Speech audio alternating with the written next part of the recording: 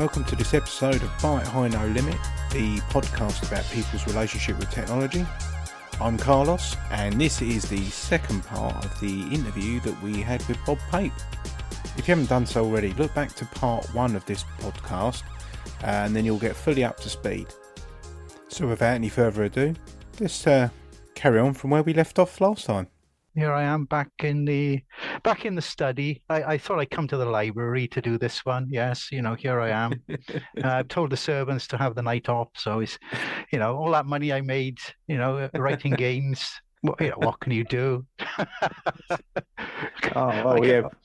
I can only sleep in one of my bedrooms at a time, in the mansion. So it's roll the dice. That's where I sleep. So when the game came out, R-Type and Rampage, they're the ones I'll keep going back to because they're the ones that I really know. I mean, I know that you programmed a couple more games for the ZX Spectrum before you moved on to other systems. Yeah. I believe you did one for System 3. Was that right, in Ricelet? Yeah. After R-Type, then it was Tusker for System 3, which was an experience. Right. How did that vary from R-Type then? The money story behind R-Type, i.e. there wasn't any. Do you understand that? Yeah. If you add it all up, I think maybe 3,500 I think I got for R-Type, including the PC and the dev kit. And then I took it with Jackie Lyons, with Marshak. She became my agent. So we go up to see Mark Cale at System 3. And she and I are sitting alone in a room. And she says to me, "Now, Bob, we've got to talk about money. I tell you what, I'm going to ask Mark for 15,000, but I don't think you go for that. I think you go for 13.5.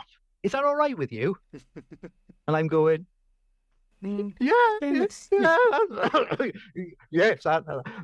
fine. 13.5, that's fine. Thank you. That was the easy part then. Getting bloody paid was that was difficult. But luckily, when you were with Jackie Lyons, she was this safety net. You didn't have to deal with, you had to ask, but you didn't usually have to deal, and you didn't piss off Jackie Lyons. I've seen her annoyed. I've seen her really annoyed, Right. Another point, I was owed some money and being paid. So she sent Guy, who used to work for her, I think he runs it now, actually. He sent him off on his motorbike over London to get it, get a check.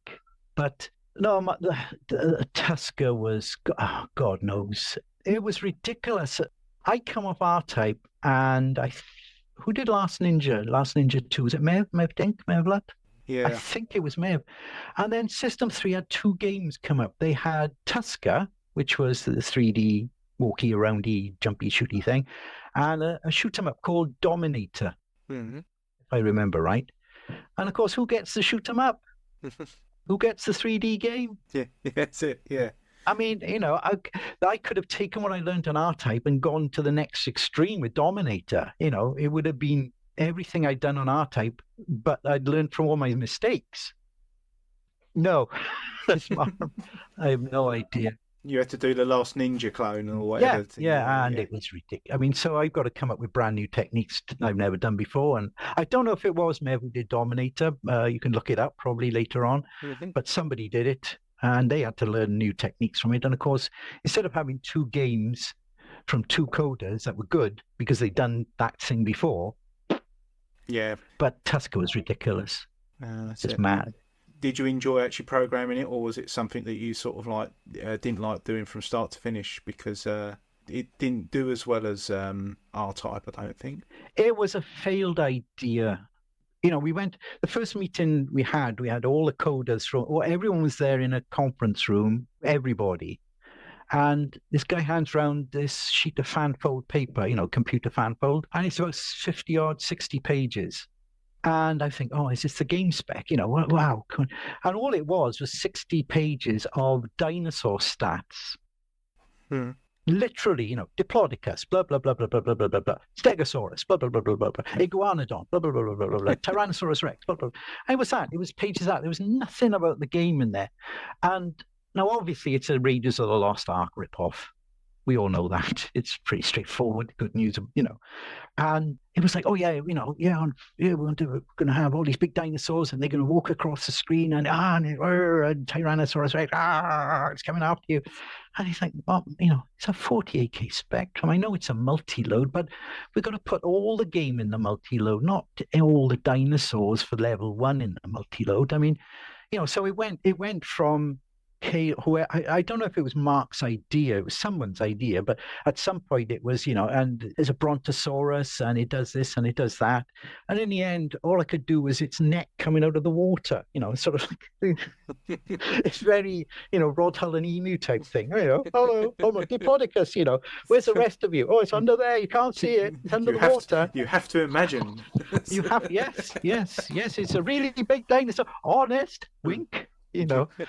And it just went from there. I think I don't know if I say in the book, but I've said elsewhere, everybody in the industry worked on Tusker. Really did. I mean, literally people, after writing the book, you get emails, I worked on Tusker. I did this, I did that. Yeah. Everybody worked on various versions of it. Yeah, and it wasn't a pain to write. It was different. I was doing something that wasn't a shoot 'em up or whatever. It was a 3D game, and you've got to work out how do you do it so that if you're in front of a rock here, but you're behind it here, but it's not real 3D, it's fake 3D. Yeah. How do you do that? How do you go underwater when there isn't any water? How do you wade in water when there's, how do you work out levels and things? But no, later on when I did a couple of golf games, PGA golf games for the Master System and the Game Gear. And I enjoyed those a lot because that was how do you create a 3D environment in a 2D system. That I enjoyed. That had a lot of... I liked doing that. That had clever stuff in there. That had log tables and anti-log tables in there to handle decimal. This is a Z80 with... You can't handle... What's it called? BCD?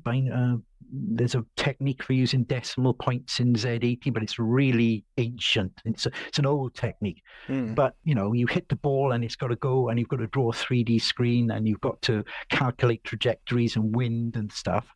And then you've got to draw it on a character map screen. You've got to draw a 3D viewpoint on a character map screen. And it's got to have trees, and the ball's got to hit the trees and bounce off at angles and things. And it was, how do you do that? And it's, logs, anti-logs, parabola. You draw a parabola, but you only need to draw half a parabola because you flip it and then you've got the other half of the parabola. Yes. Yeah. And techniques like that. And, it was doing stuff like that. I enjoyed that. But I didn't not enjoy Tusker. It just wasn't a great idea. You try your best with what you've got, and that's good enough. There you are. So give an example. We had one of the puzzles was there's a scarecrow, standing there, and you've got to set fire to the scarecrow, and he burns up, and there's a treasure where the scarecrow was. Yeah. And oh, great. Yeah, thank you. Get a thing from, I assume it was Mark or somebody. Oh, when you burn the scarecrow, yeah. Can we leave a pole? Can you just leave a pole behind instead of the cross that he was on?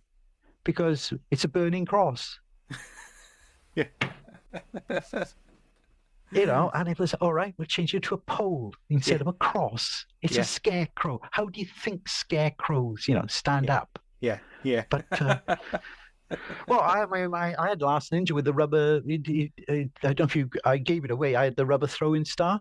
Oh, crikey. Yeah, that came with one, didn't it? The Last Ninja 3, yeah. And it came with a ninja mask, like a balaclava. That if your head was that big, it was about that big. It went like that, and it sort of stood there, and it looked like there was a head on top of yours, and he couldn't get it over with. It's a Last Ninja beanie hat. Well, it's meant to be like a ninja mask, and he was supposed to go ninja, But no, that's one of the greatest memories of growing up in the 80s. Everything was ninjas for a while. It was ninja this, ninja that. It was all marvelous. So really, really enjoy that shurikens. Unless you watched the Master Lee Van Cleef television series. Lee Van Cleef made what's his name? Shokasogi. The one who was in all the Canon films. Mm-hmm. Lee Van Cleef, it was a kind of updating of David Carradine's Kung Fu, but instead of a Kung Fu, Lee Van Cleef, who was about 70 years old at the time, was this white ninja master, whatever. Yeah, And it literally was a case of, haha, I put my helmet, put it on. Hang on, he looks like about 30 years younger and a lot shorter and yeah, maybe yeah, and fitter. He's and able fitter. to he's able to do all this ninjutsu in front of me. That's it. Yeah, and then you do it, and then you cut away, and then you go. That's it. You know what? I don't think it was Lee Van Cleef myself. I think it was someone else pretending. Well, this is probably, you've probably got an insider knowledge on film and all that. You do have a life outside of being a computer programming god, obviously. It's not a god. No, it's not a god. No. A deity. I just wrote. No, I wrote one. I wrote one game that everyone liked, and 16 that didn't. And that no one went. Oh, perhaps two. And then perhaps, the rest was like, no. So you'd say you're the Jonah Louis of computer games, then? Yeah. I couldn't stop the cavalry, unfortunately. Yeah, you play the greatest hit, and then when you go, these are the other ones. You go, and everyone goes to the bar or something, maybe. Actually, it's not meant to sound pretentious. It's not meant to sound anything other than my career in computing mirrored Orson Welles. Pretty close, because Wells started off with the radio broadcast and then Citizen Kane, and from then it was downhill. Yeah. Now, Wells's last film was he was the voice of one of the Transformers in the film cartoon, Optimus Prime, I think he was. And my last computer game was about robots, giant robots or something, and both probably had about this, sold about the same amount. But I'm not classing myself as Orson Welles. I'm just saying our paths suffered a similar trajectory, I think. So, yeah, no, I'd understand the explanation you're giving. You're saying that everyone holds you in a very high regard, but you say that you did one really good game, like a magnum opus, really, for everyone who remembers. But if we all live long enough, we'll all go like that, hopefully, So, well, that was my Andy Warhol 15 minutes of fame. That was it. It was, there you go. You're in the spotlight. Hooray, hooray. But unless you realize that, you write a game. Back then, it took 6 months, 8 months, 9 months. Now it takes years, 5 years, 10 years. You put it on the market and it's in the magazine, say, wow, this is great. This is fantastic. This is brilliant. And then 4 weeks later, it's another game that's, wow, this one's great, this one's great. And then your game, the one you spent 2 years, 3 years making, eventually it's in keks for £2, or sex or whatever you pronounce it, for £2.50 in the bargain bin. It sort of surprised me again towards the end of the spectrum, like your game was in a box for $9.99. And the next time I saw it, it was like on a hit squad, like $1.99, $2.99, and they just came down in price so quickly as well, and it sort of they didn't hold their retail value for very long in the end, did they? No. You know why they put all these games towards the end of the spectrum? They put them in these large cardboard boxes. Do you know why they did that? Maybe some sort of marketing to fill half a shelf up to stop other people getting shelf space or something. Yeah, exactly. Yeah, it was. If instead of having a row of original cassette games, I mean, imagine how many cassettes you could get into a shelf, and then you put 3 of these or 4 of my games up there, or 4 of Activision's, and they fill up the shelf, and you can't sell other people's games. I feel they missed a trick with that, because what they didn't understand about computer gamers and things like that is that some of us are sort of like somewhere on a spectrum, maybe, and I want all my games to look the same going across, and I used to love the clam box case boxes, like Imagine used to do Kung Fu in a clamshell box, and like Daley Thompson's Decathlon by Ocean was in a clamshell and all that. Then they went to a jewel case, and they went to a double jewel case, and they went to an A5 box, and for someone like me, I want them all looking the same. I don't care whether it was in 1981, 82, and I'd have all these games, and all of a sudden I'll have Bob Pape's R-Type, and it'll be in a big box. So I can't display it. I can't display it at home anymore. I know. So I've got, you can see behind me, I've got a load of, they're all DVDs and Blu-rays and things, and I've got them on shelves. And of course, then you get a tin. You normally get a rubbish tin of DVDs, box set, and it sticks out above everyone else. And I try and keep everything together. So I've got everything. If I need to get, say, Die Hard or Mad Max, I've got them on Blu-ray, but I've got one Die Hard on DVD, and it annoys me because it sticks out, and I've got to keep it because it's got stuff on it that's not on the Blu-ray. Well, what also happened was with games is that the names vanished. I mean, Matthew Smith, Yeah.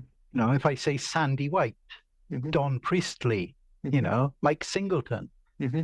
Mm-hmm. And then, you would buy a Matthew Smith game. Doesn't matter what it was. What was it? Minor Willie and the Taxman was supposed to be the follow-up to Jet Set Willie, wasn't it? Mm-hmm. People would have bought that sight unseen. Mm-hmm. Here's a new Matthew Smith game that's a sequel to Jet Set Willie. Let me have it. What's Yep. it about? I don't know. I'll have it. What's David Aubrey Jones or Finders Keepers? Mm-hmm. Is it or David Jones? Sorry, I know there's two of them. I know David Jones, I think. Was it David Spellbound Jones. Trilogy? Yeah.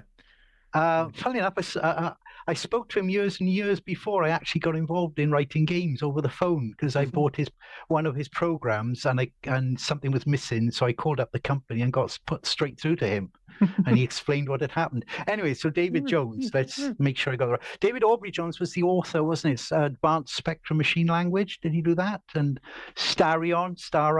Oh, yeah, Melbourne House. Yes. Yeah. David, Finders Keepers and Spellbound, that was his as well, wasn't it?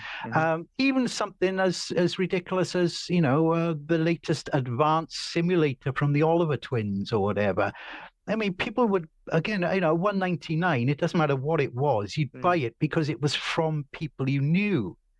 And then we like book authors, really, weren't they? It's like people who will buy Stephen King books regardless of what's in them. Same with films. I'm going to watch the latest Clint Eastwood. I'm going to watch the latest Spencer Tracy. I'm going to watch the latest Charlie Chaplin. It's been like that for decades. It doesn't matter what it is. That's how films were advertised. We're going to see a Marilyn Monroe. We're going to see a horror, a Hammer film. It's that kind of. It doesn't matter what it is. You kind of know what you're getting from the name. And then we went into console stuff, and who's right? No one knows. Yeah. Do you know? Do you care that I wrote PGA Tour Golf for the Game Gear because my name only appears at the end kind of thing. It's not. It's not a Bob Pape production. Golf type. Which wouldn't have helped. It wouldn't have sold any more units than it had. But what if it had been, a Matthew Smith production? Matthew Smith presents, Minor Willie Meets the Taxman for the Game Boy. Yeah. I mean, it's that. Who wrote? It's a lot of games. Just it went back to the anonymity, and I think a lot of it was covered by the publishers saying, there's so many people involved, it's not your game, it's an effort by all of us. It's the film analogy is quite a good one because you'd say I'm going to see a Marilyn Monroe film. You're going to get Marilyn Monroe. You'd be surprised if you didn't get what you thought you were going to get. But these days, I guess, like the Marvel universe and all that, it doesn't matter who produces them, who stars them, and who makes them. It's the Marvel name on the top that has to continue. So it's gone from the artist and the creator going at the top billing. It's now the franchisor carries on, no matter who is making it to keep that franchise going. Yeah, what is the Fast and Furious X or Fast and Furious X1 or whatever the next one is to be, or Mission Impossible 8, or I mean, to some extent Harry Potter, but then you knew what you were getting with Harry Potter before you even went to the films. But they're talking about doing Top Gun 3. Because Top Gun 2 was such a money spinner, it made so much money. But you will go to see that because of the title, because I enjoyed so I'm going to enjoy this one. But sometimes sequels are never what you they are disappointments. Sometimes very, very rarely they're better. In case of say James Cameron and Aliens, that compared to Alien, which is a hell of a film as well. It changed genre. Yeah, it changed genre from horror to adventure, didn't it? I guess in a way. My favorite Alien story. And a few people, I've told this, if you've ever seen me or met me and we talk about films, I will tell you this story because it is absolutely brilliant. When Alien came out, I was up in London and I think I saw the first public showing of it. And we even got to, Forbidden Planet, when they were one shop in Denmark Street, had a sign in with Giga. Mm. And I've got his autograph, thank God, you know. I met the guy and he's as weird as you can imagine. Anyway, Aliens comes out and I got to see this because, right, so I get to see the second public showing and I'm I think it was the Odeon Leicester Square, and I'm sitting and in front of me, slightly to my right, is another guy. And you know, when you're nervous, your knee starts trembling, you do this. He's doing that as the film is going on. All right. And he's got a bucket of popcorn and he's eating his popcorn and it's like, you know, and you can see he's shivering. You can see it scaring him. And we get to the scene where there's the Marines come into the room and there's all these dead aliens in glass tubes in liquid. Mm-hmm. And they look in each one. And of course, what happens when they look in the last one? There's a face hugger in there and it's like, you know, and it's you. So what happens with this guy? You get to this stage, face hugger, he clenches his legs together and there's a big bucket of popcorn between it. The popcorn goes up like an atomic bomb, like a mushroom cloud up in the air and just falls over everyone around it was wonderful to see. It actually looked like an atomic explosion as he clamped his legs together on this big bucket of popcorn. Up he went. And I love. That's my favorite Alien story. When I see that, it just pieces me up. But cinema, I mean, again, you know, to a lot of people nowadays, cinema is you know, it's a room with 50 seats in it and the screen at the end, because that's what the multi, you know, the UCI or the Odeon or the View Cinema, that's what it is. You know, cinemas are no longer, you know, theaters. Yes. With ornate, you know, and that kind of thing. Yeah, they are. I mean, where I live, we've got an old cinema. It's still an Art Deco one. It's been threatened with closure many times. It's done everything, you know, it's turned into a mecca and a bingo gala place. And it's still the original cinema. It's got the largest screen in Essex. It's £3.50 to watch a film, Bob. But the owners have put it up for sale. The lease with Cinema Drone, the people that are keeping this alive, their lease is going to come to an end in a few years. And you know, the local council, which sort of subsidised the building to keep it going, you know, as a cultural place, lovely cinema. I know it's going to go, Bob. It's going to disappear, and then there'll be a multiplex down the road where that'll be 15 quid to get in and watch something. And you know, and that'll be gone. But you know, it's you know, I've been reading some of the things about the theatres in Swansea and all that, where they show independent cinema and all that, and there's still these places, but there is nothing like that in Clacton, where I live. So like, you won't get, you know, a 30mm showing of Silent Running or anything anytime soon. You know, because it's got to wash its face, it will show the blockbuster. And then it might do some special sensory thing, you know, or something like that. But never had the luxury of like going into an independent cinema and watching something a little bit sort of like left field. You know, I've always been going to the blockbusters, if you know what I mean. Yeah. Well, it's just, you know, it's the declining spiral of, you get to about 76, 77. Now, Star Wars was 77. Jaws was 76, you know, you've got, I think it was 75. Close Encounters was 77. Big, you know, what they call tentpole films, you know, you actually build around it. It's the kind of film, you know, with Star Wars, you know, you've seen you know, people queuing to get in for miles, you know, round and round and round the block. So obviously 20th Century Fox, who put the thing out, they can charge what they like. You know, if you want to, you know, you're a cinema, you want to rent Star Wars, okay, how many zeros on the end of, you know, are we going to put, you know, it's like that. Because everybody made money out of Star Wars. Now, the smaller cinemas can't compete with that. They haven't got the money. So, you know, they can't attract the A films. They attract the B films. But you're now reaching a stage where people want to see the A films. They don't really want to see many B films. So less people come to see the B films. So now your income means you can't pay the rental to buy B films. You've got to buy C films. And round the spiral goes. It's a descending spiral. You can't, you know, you'll have a lucky week where you put on a rerun of something, of a big film, and people will come to see it.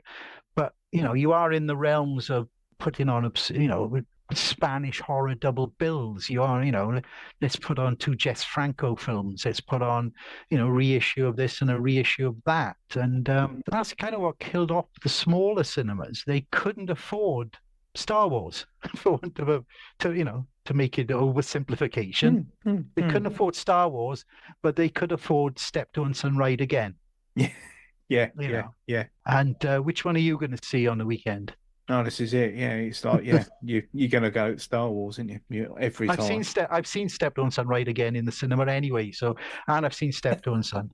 That was a great series anyway, wasn't it? That started out as a play for today, didn't it? I think Steptoe and Son. Yeah. Yes, it was one of about half a dozen. They put them out as I think Warren Alf Garnett was one of them as well, wasn't it? Yeah. But they try. That's something they don't do anymore as well. I mean, Ronnie Barker, Open All Hours, and I think Porridge were part of a six-pack that he did. Plus the one about the Welsh photographer. And he did a removals guy as well, didn't he? Get a move on. He said, yeah. And he did Going Straight as well, I think, when he sort of came out as a follow-on to Porridge, I think, as well. So yeah, they're very good. I watched a good play for today, actually. It was on YouTube. I think it was Truth Benders or something like that, where the guy is going in, he's being recruited to work for the government to do the stories. It's 1968, and he's been recruited to do the stories for 1973. But the great thing in it is that he'd been implanted. They knew of this guy because he'd been implanted with a bug that tells the central computer everything that he does, everything that he says. And of course, it's bloody Alexa, isn't it? Can't say it too loud. There was an American series called Search Control that was a similar thing where you had these agents and they had implants in them so that they could be monitored back at control. I think Burgess Meredith was either in control or one of. There were, I think it was 2 or 3 different agents, and every episode they'd have a different agent starring. And it was the idea of, the fantastic idea of computers and, Alexa, basically. Yeah, that's it. Well, Google hadn't been invented then. Yeah, no. One theme that runs up in my podcast, Bob, whenever I do talk about films, I always end up talking about war games for some reason. I think it's because of the hack culture in it and all that. But do you have any thoughts about war games at all? Do you mean the Shall We Play a Game war games? Yeah, no, 1983 Matt Bodrick, yeah. Because you've got the British, the one that was banned for decades, Oh right, well, yeah. What was the one that was that about nuclear war? Was that the war games one you're thinking about? Yeah. Well, you've got the Matthew Broderick one is the American one. The Whopper and all that. Shall we play a game? That one. Yeah. And I think you had, what was it? It was Peter. See, this is why you shouldn't trust me, because I don't know. And the weird thing is, I was just reading about this about 2 days ago. Please forgive me if I got the wrong name. It was the BBC did it. And it was what's going to happen if a nuclear bomb hits Britain. And basically, shit is going to happen, and we're going to show you everything. We're going to show you the fact that, people's eyeballs are going to boil. Yeah. And, and it got banned for decades. It wasn't allowed to be shown because it was just too frightening. Then they did Threads. I mean, that was a kind of an updated version of that. That was another one. I think that's Threads that I'm thinking about. I think there's a VT there of the nuclear attacks coming, and people are really panicking big time. I think that's the Threads one that I'm thinking of. That's there's that as well. But so that's the war games. But yeah, the war games, yeah. So war games, Whopper. It's stylized, really. It's like, it is about hacking, when hacking actually, I use the phrase, hacker ethic. Hacking used to be wasn't a pejorative term. It was a term where you hacked a program to do something. You didn't break into something to do it. It was, I have a program in front of me, perhaps you wrote it. I'll hack it so that instead of, it's quicker. I'll hack it so that it's smaller. There you go, I've hacked your program. That was hacking. Mm. And then hacking became, oh, well, I'm going to break into a system and I'm going to change it, and I'm going to hack the system. So what Broderick does in that, I mean, it's oversimplified, really, let's be honest. I mean, one of the things, something I learned about war games is because Broderick couldn't type. Right. What they did was on computers, I don't know if it's I can't try to remember on the Spectrum. On the TRS-80, there was something called in-key dollar, Yes. which was like input. Input, you have to type in a word and then press enter. In-key waits for you to press a key. Yes. Yeah. So what they did was they set up a little program that what you saw on the screen, every time he pressed a key, it printed up one of the letters. So it didn't matter what key he typed. Yeah? Yeah. Didn't matter. Up would come, break in, lock in, so password, hash, whatever it was. So he's banging away at the keyboard and all this. Yeah, so he just go tap, tap, tap, tap, tap, tap, tap. And every time he pressed a key, up would come a letter. So he press P and up would come I. Up, press P again, up would come N, So they faked the whole thing. Because he couldn't type that fast. Yeah. Well, there's a meaty trick there. And also what I liked with a lot of the, not just war games, but I think this turned up in another one of his films as well, Ferris Bueller's Day Off. Who was the guy that directed the whole canon of those films? John Hughes. John Hughes. So I think he's sort of a closet hacker, I think, because he deals with computers in a few of his in a few of his films, but each computer he uses has got this amazing thing where it goes every time you type something in, it's got this lovely noise, and like every time you type something in, you hear the letters come up on the screen, and it always makes me die because, like, I mean, like the TRS-80 doesn't have any sound. Well, and then there's Jurassic Park where they type in a computer and you see reflected on their face. Yeah, yeah. What kind of screen have they got? Was it lasers? No, they go for government eye test after that, wouldn't they? For God's sake, forget about high, energy levels. This stuff is beaming straight. You can see it bouncing off their face. But what Star Trek film features a TRS-80? Oh, is it going to be sort of like a level 2 TRS-80? Is it going to be Voyager or something like that? It's Wrath of Khan. Wrath of Khan, right? Yes. It actually does. The computer displays were written using a TRS-80, and I have the program. Oh, right. Okay. I have the program that generated them on cassette. Mm-hmm. It's at the end where Spock spoiler, dies. No, he's put in the. I was going to watch that. He's put in the cover back on the squishy stuff, the dilithium crystals, whatever, and then it cuts up to the bridge, and it says something like nominal. You get a screen come up, and it says nominal, blip, blip, blip, blip, blip, and that's all TRS-80. It's all written with a TRS-80, and you see some. It's it's all black and white stuff. Mm-hmm. But it was done with a TRS-80. What always got me though was if you watch, are you a fan of John Wick?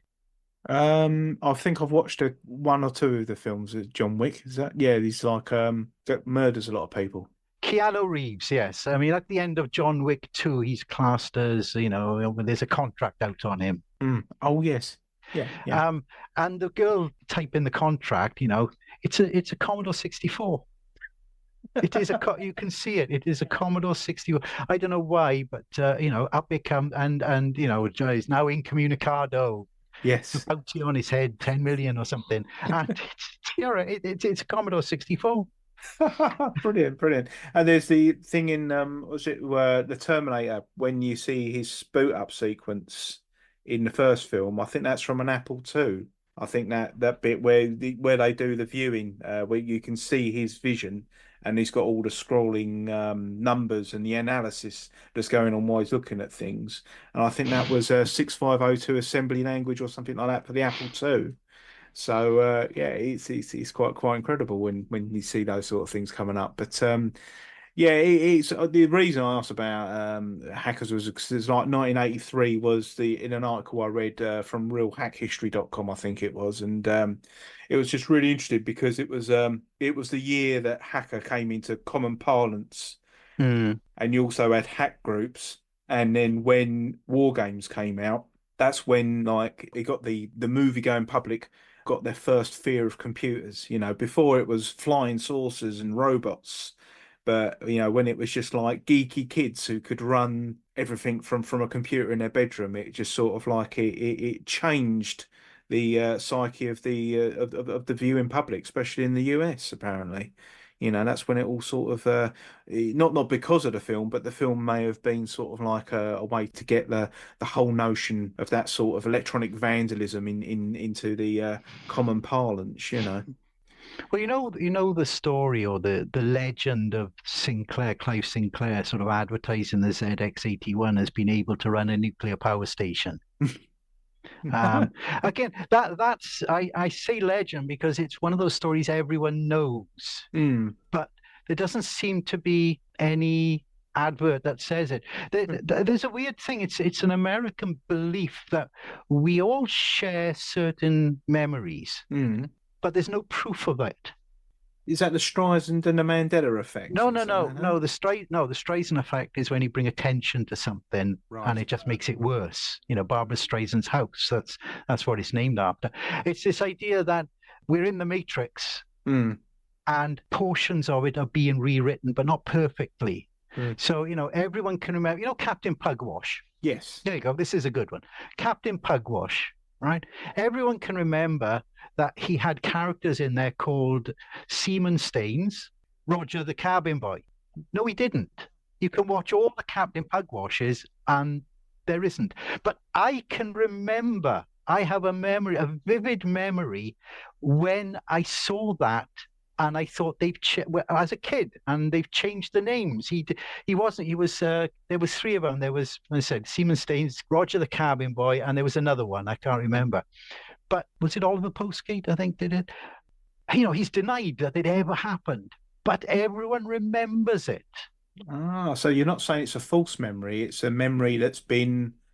Erased, but not quite erased. Yeah. Sorry, not that I mean, if I'm coming off as sounding as a wacko, no, I don't believe that at all. Sorry, no, I'm just saying that these are what some of these crazy Americans believe.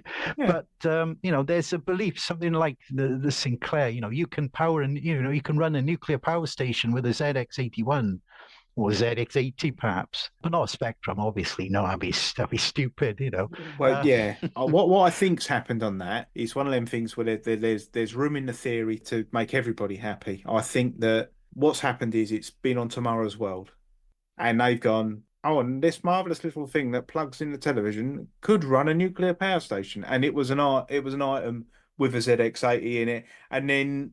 We're our own worst enemy. We then get Commission Channel 5 to do the greatest things that happened in 1981 documentary. Yes, yeah. They then just go on YouTube, scrape the top of it, and then they get these talking heads in that have watched exactly the same thing a minute ago and go, oh, do you remember the ZX81 that could run a nuclear power station?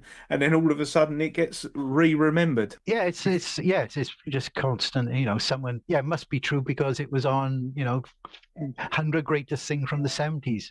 One thing that really annoys me, and I don't know, if you got a CD, game music, you will see the instructions on it, and it is always, don't touch the surface, handle by the edges, please be careful.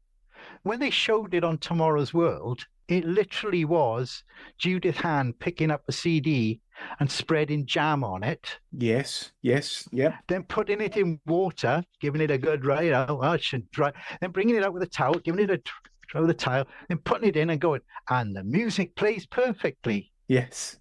Bloody jam! Don't touch the surface. Don't put your finger within an inch of the surface, otherwise you've destroyed it. And there she is, she's slapping jam on it. When did that change? When did CDs become this thing? Indestructible. See, it's not vinyl. I think that's what she was trying to say there. But there is a big issue. I mean, you said earlier about laser discs in your collection, in your movie collection. Does CD rot actually exist, where like parts of the CD will fall away? Yeah, I mean, a friend of mine gave me a load of, well, let's be honest, copies of PS1 games, PlayStation 1 games. Backups. Exactly, backups of all the games they ever owned. Very important backups. In case Sony lose them, you're doing them a favour. And you can hold them up. You can see the rot. You can hold them up to the light, and you can just see gaps, and not near the edge or anything. Just right in the, just blobs. Just you can see straight through the whatever was there is now not there anymore. Where it's gone, I don't know. Yeah, I don't know. It's gone. I mean, cassette tapes used to shed. Do you remember that? They just come away from the back, and the iron oxide would just part with the mylar or whatever, the cellophane or whatever they were using for the. Yeah, yeah. And yeah, it would go clear. You would just see the brown stuff come away, I think, and it just, yeah, it looked like mottled. I don't know. I mean, CDs, yes, yeah, they do rot. They do. I don't know about Laserdisc. You had Laserdisc rot. Mm. That was one thing. I've got a Pioneer Laserdisc player, but I'm not going to hook it up to try and get it to work to see what happens. But yeah, it does. I don't know about DVDs and Blu-rays. They probably will go the same way at some point. Yeah, yeah. I think it's also something to do with the way that they're stored as well, because I had a few CD singles back in the day, and if they're in cardboard envelopes, apparently that's not good for them because of the material that's in the cardboard can react with something that's in the CD, and that was something mentioned to me back when I was buying these CD things, and we thought, oh well, whatever, we're not going to be we're not going to be alive in 2025, and all that, to enjoy these, So I'm wondering if there was anything with that, the way that they're stored, perhaps. I don't know. I mean, there are a couple of CD, imagine, there was still, you had to use a pen. You had to get a blue pen and put it around, draw a blue ink marker around the edge of a CD because that stopped the light from escaping or something. Oh, right. Gosh. And there was, there was I think there was a debate. Do you store your CDs flat or on side? Wow. Yeah, yeah. Does that make a difference? I mean, there were a few stories about CDs. I mean, it's about anything really. But even, I mean, cassette Spectrum games, any cassette type games, Commodore, they're rotting. They're dying. Machines and capacitors are drying out in boards left, right, and center. It's going. It's technology is unless it's looked after, it's just gone. Yeah, and as alluded to earlier, no, they're built on a toy specification. A lot of these, they're built as a specification for kids to use and things like that. They would never expect it to last forever. And your power supply units for Commodore 64s, everyone's urged now to get them recapped or get a modern supply because it can cause havoc with an old computer and things like that. And you just sort of like, as a computer owner of an older system, you get what I think they call it, was it archive panic? You think, oh well, if this one fails, I need another backup, just in case that one fails, and I need to get that recapped and the heat shrinks all glued to the top of the things just to future proof it and all that. And it's like, you can really go to the nth degree with all this stuff, certainly. Well, I switched on an original Game Boy last week and nothing happened. No. So I've got to look up, it'll cost me £33 to have it repaired if I want it working. But it's just gone, I think that's it's a shame really with retro stuff like that. I mean, I've got an old Pong type game. Literally a blip, blip, blip, blip, which is not even, you two people. It's a grandstand. It's an old grandstand thing. That doesn't work anymore. I don't know why. Probably the capacitors just died or something. But is it worth keeping? No. Again, I said, as I touched on before, is that the sense of getting older and what's going to happen. What is going to happen to everything you see behind you? What's going to happen to everything I see behind you? Sorry, I'm not wishing any ill on you, but no, there is. So, how old are you? Can I ask how old you are? Yeah, I'm 48 now. So, oh, there you are. I'm 64. So Oh, you're 64 and I'm 48. So I'm the Spectrum and you're the Commodore. You see? No, I am 65536. I am. I am fully 16-bit addressable. Thank you. No, 8-bit addressable. Sorry, 8-bit addressable. I am 8-bit addressable. Thank you very much. But no, I mean, at some point you've got to realize that stuff you've been keeping 20, 30, 40 years, or whatever. In my case, and not obviously not yours. Yes, some of it is, but most of it is junk. It's dilemmas, I think. And most of it's not going to work. Most of it's not going to work. I remember, I don't know what happened with Xboxes, the original Xbox. They were, for a while, cash converters were selling for 19 quid or something. And now they're I don't know, they're through the roof, the price of them. Yeah, It's ridiculous. I went to a cash converters to I went to a cash converters and he gave me an Xbox. He gave me an Xbox. He says, I can't get rid of it. Do you want to Yeah. take it? And I said, yeah, okay. So he says, got no power supply and all that. It's actually in the machine behind me that you see. It's running MAME OS. Yeah. And that's actually in an arcade machine. And but again, I get archive panic with that. I think, oh, one day I won't be able to turn that on. And then what would I have to do? I'd have to get another system and put MAME on that.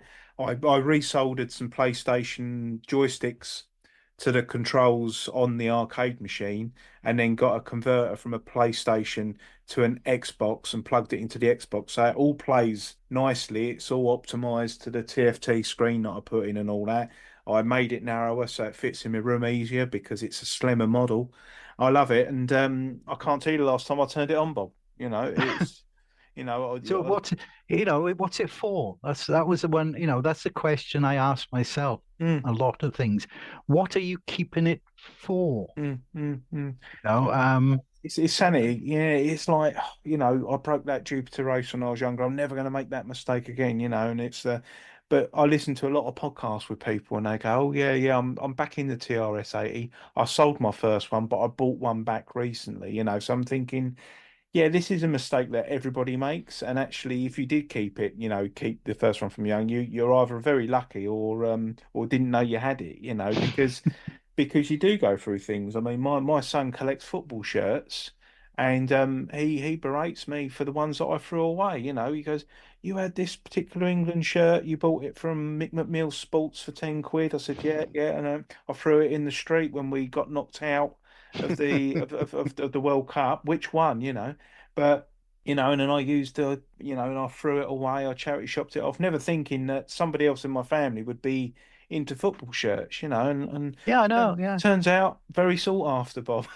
The ones that I got rid of, very sought after, Well, so. I had a year before last, I put up a copy of CMVG issue one on eBay Oh, right, yeah. with the game that came with it, with the puzzle game that came with it. And I looked to see what the prices were. And I think one had gone for something like £50. So I thought, okay, all right, fair enough. I'll put that up for £40. And it went mental. It went for it went for 260 quid. No, really? Wow. And the guy who bought it, the guy who bought it, messing with after he paid and everything, he said, "Oh, I've just gone through my collection and I've got one already." Oh no. Too late. All sales final. Goodbye. He's got two. He's got two No, but now. that's it. Yeah, So yeah, that's what do they call it? FOMO, fear of yeah. losing. Fear of missing Fear of out. missing Yeah, out. FOMO. And Yes. it's like, I've got to see, so that is, that magazine, fair enough. But what about that magazine? I mean, I've got a stack of, I've got PCWs, personal computers going back 1977. Mm, And you mm. think, are they worth anything? Yeah, well, let's have a look, like 3 quid, 4 quid, five Yeah. quid or something. And it's like, well, they're not exactly in pristine condition either. Going back to, the corgi cars and dinky cars. As long as you bought a magazine and didn't read it and put it in a plastic bag, which is what happens with comics nowadays. Yeah, yeah, People will buy two comics, one yeah. to read, one to put aside because they're going to Yeah. sell it in a couple of years. Yeah, they're going to immerse it in plastic and all sorts, aren't they? They're going to and grade it, and that was it goes mad. But yeah, I picked up. I looked on like I type in ZX Spectrum from time to time on Facebook Marketplace, and it said Spectrum magazines, and I said, yeah, I'll come and get them.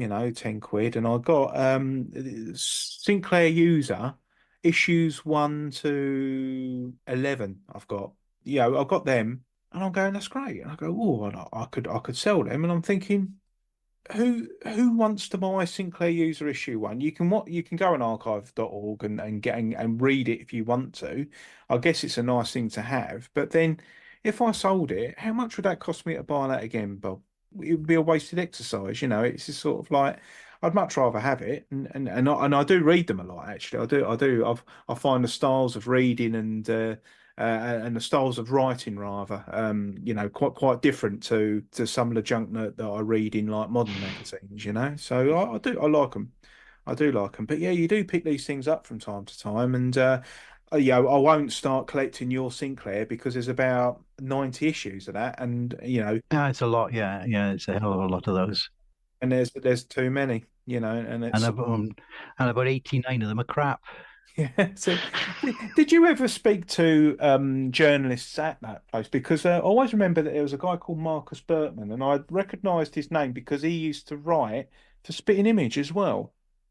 No, I was. We did a thing once with Julian Jazz Rignall. Oh, right, yeah, I don't know if that name means anything. that does, yeah. We were writing a game. It was when I was in America, and they'd run some kind of competition in a magazine. Talk to the programmers. So we did this thing, over the phone to America. And it was me and Julian Jazz Rignall, and that's how I always remember. But no, I mean, no one ever.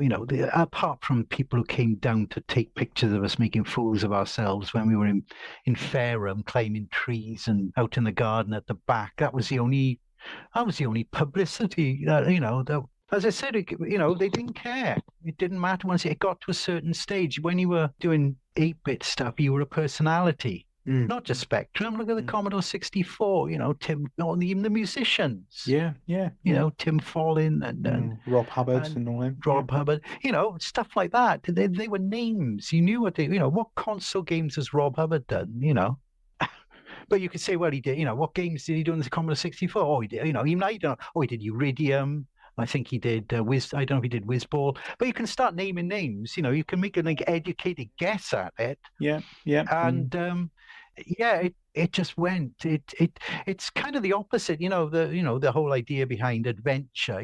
The game, the Atari 2600. Which is the basis of the film and the book Game Over, isn't it?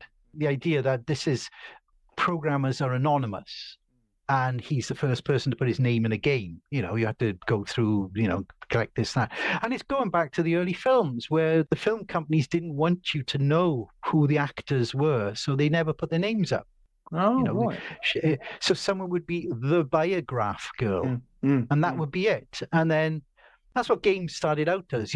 We don't want to put the names of David Crane, in our games. We don't want to put Warren Robinette or whatever, because if other companies know who he is, then they'll steal him away from us, So Yeah, they become commodities. Yeah, yeah. yeah. So and then it's slowly changed, and then you've got people's names are more important than the game, which I said it was fine. I mean, if you bought a Pete Molyneux game, you knew what you were getting. It was going to be a good game. It was going to be a complicated game. Yeah, and it's the same with others. Didn't stop whoever wrote ET for the Atari 2600. I can't remember who that was, but I know he was quite a well-known coder. He had about 6 weeks to do it.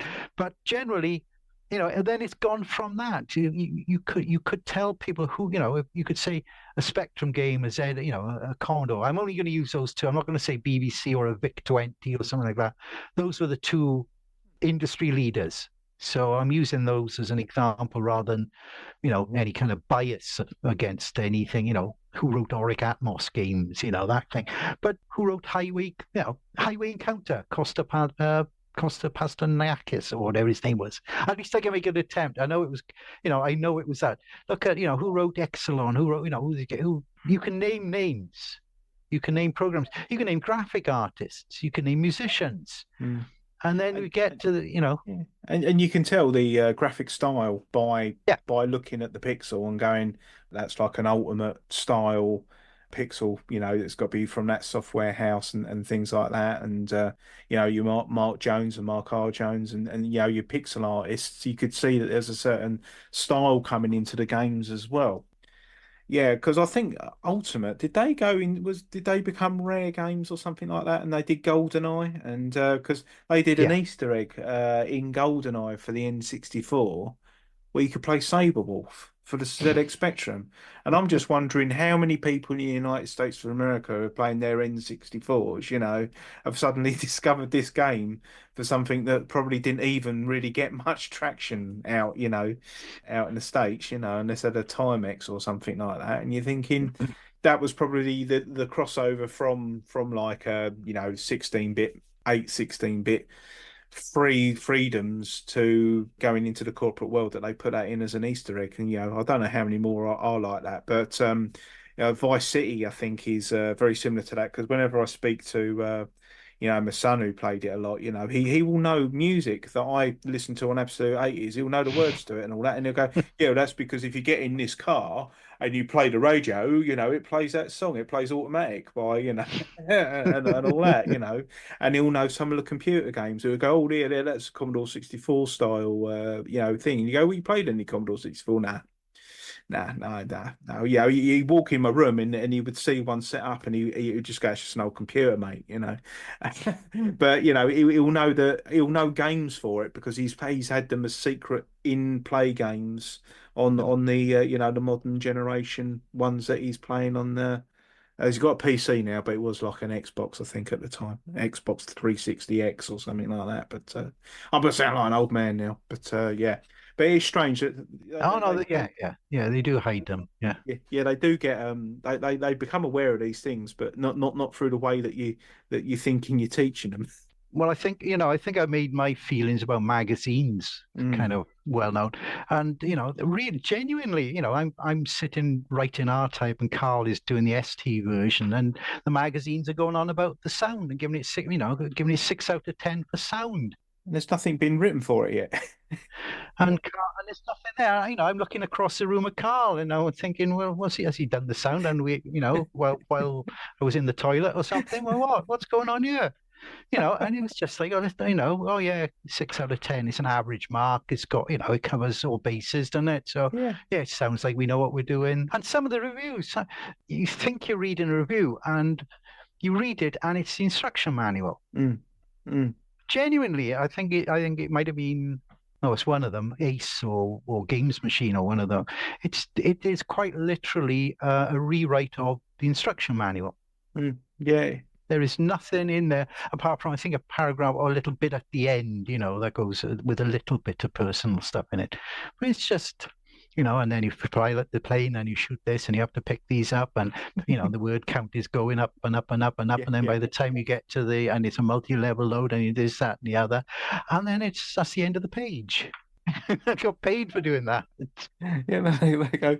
Oh, and the key press choices were absolutely marvelous in the game. Where pressing Q to quit was so intuitive. I pressed space and the game paused. Well, I think I actually got a criticism somewhere because define the keys, press enter to start, and you weren't. You can't select the enter key because as soon as when you redefine the keys, as soon as you select enter as one of the keys you want to press, the game starts or something. Yeah. So it's a drawback. You can't select enter. Who uses enter to? Who uses enter? It's a sadist. It's an absolute sadist. It's like, but then that's the angle, isn't it? That's the I must have reviewed it because nobody else has said that I wanted to press the enter key as the fire button, and it's yeah, so it's really really strange, isn't it? And that giving Cole like 6 out of 10 for his non-existent music. That's either brilliant because the silence was absolutely brilliant, or they're just clutching at straws. And it's I guess it's it's a press release, isn't it? They're just reviewing a press release, I guess. Well, what it is, with the thing with the magazines, you may have noticed this with early computer magazines, is that two things. First off, the date. If you bought a magazine in January, it said February or March on it. The idea being that if we put the dates forward, it sounds like, why buy January's Your Sinclair when you can buy February's Crash? Even though they came out on the same day. Don't read last month's. This is the new. We are breaking the news. This is it. And the other thing is, again, I don't know why I'm the only one who's ever picked this up. And it's when you get someone like Ollie Frey who's got to do cover art for Crash. They go to Ollie, or they went to Ollie. He's no longer with us, unfortunately. And they would say, we would need a cover for whatever. We need a cover for Nemesis. We need a cover for this. And Ollie would go away and paint it or draw it or whatever. And it took a while. It's not something you can say, can we have it by tomorrow?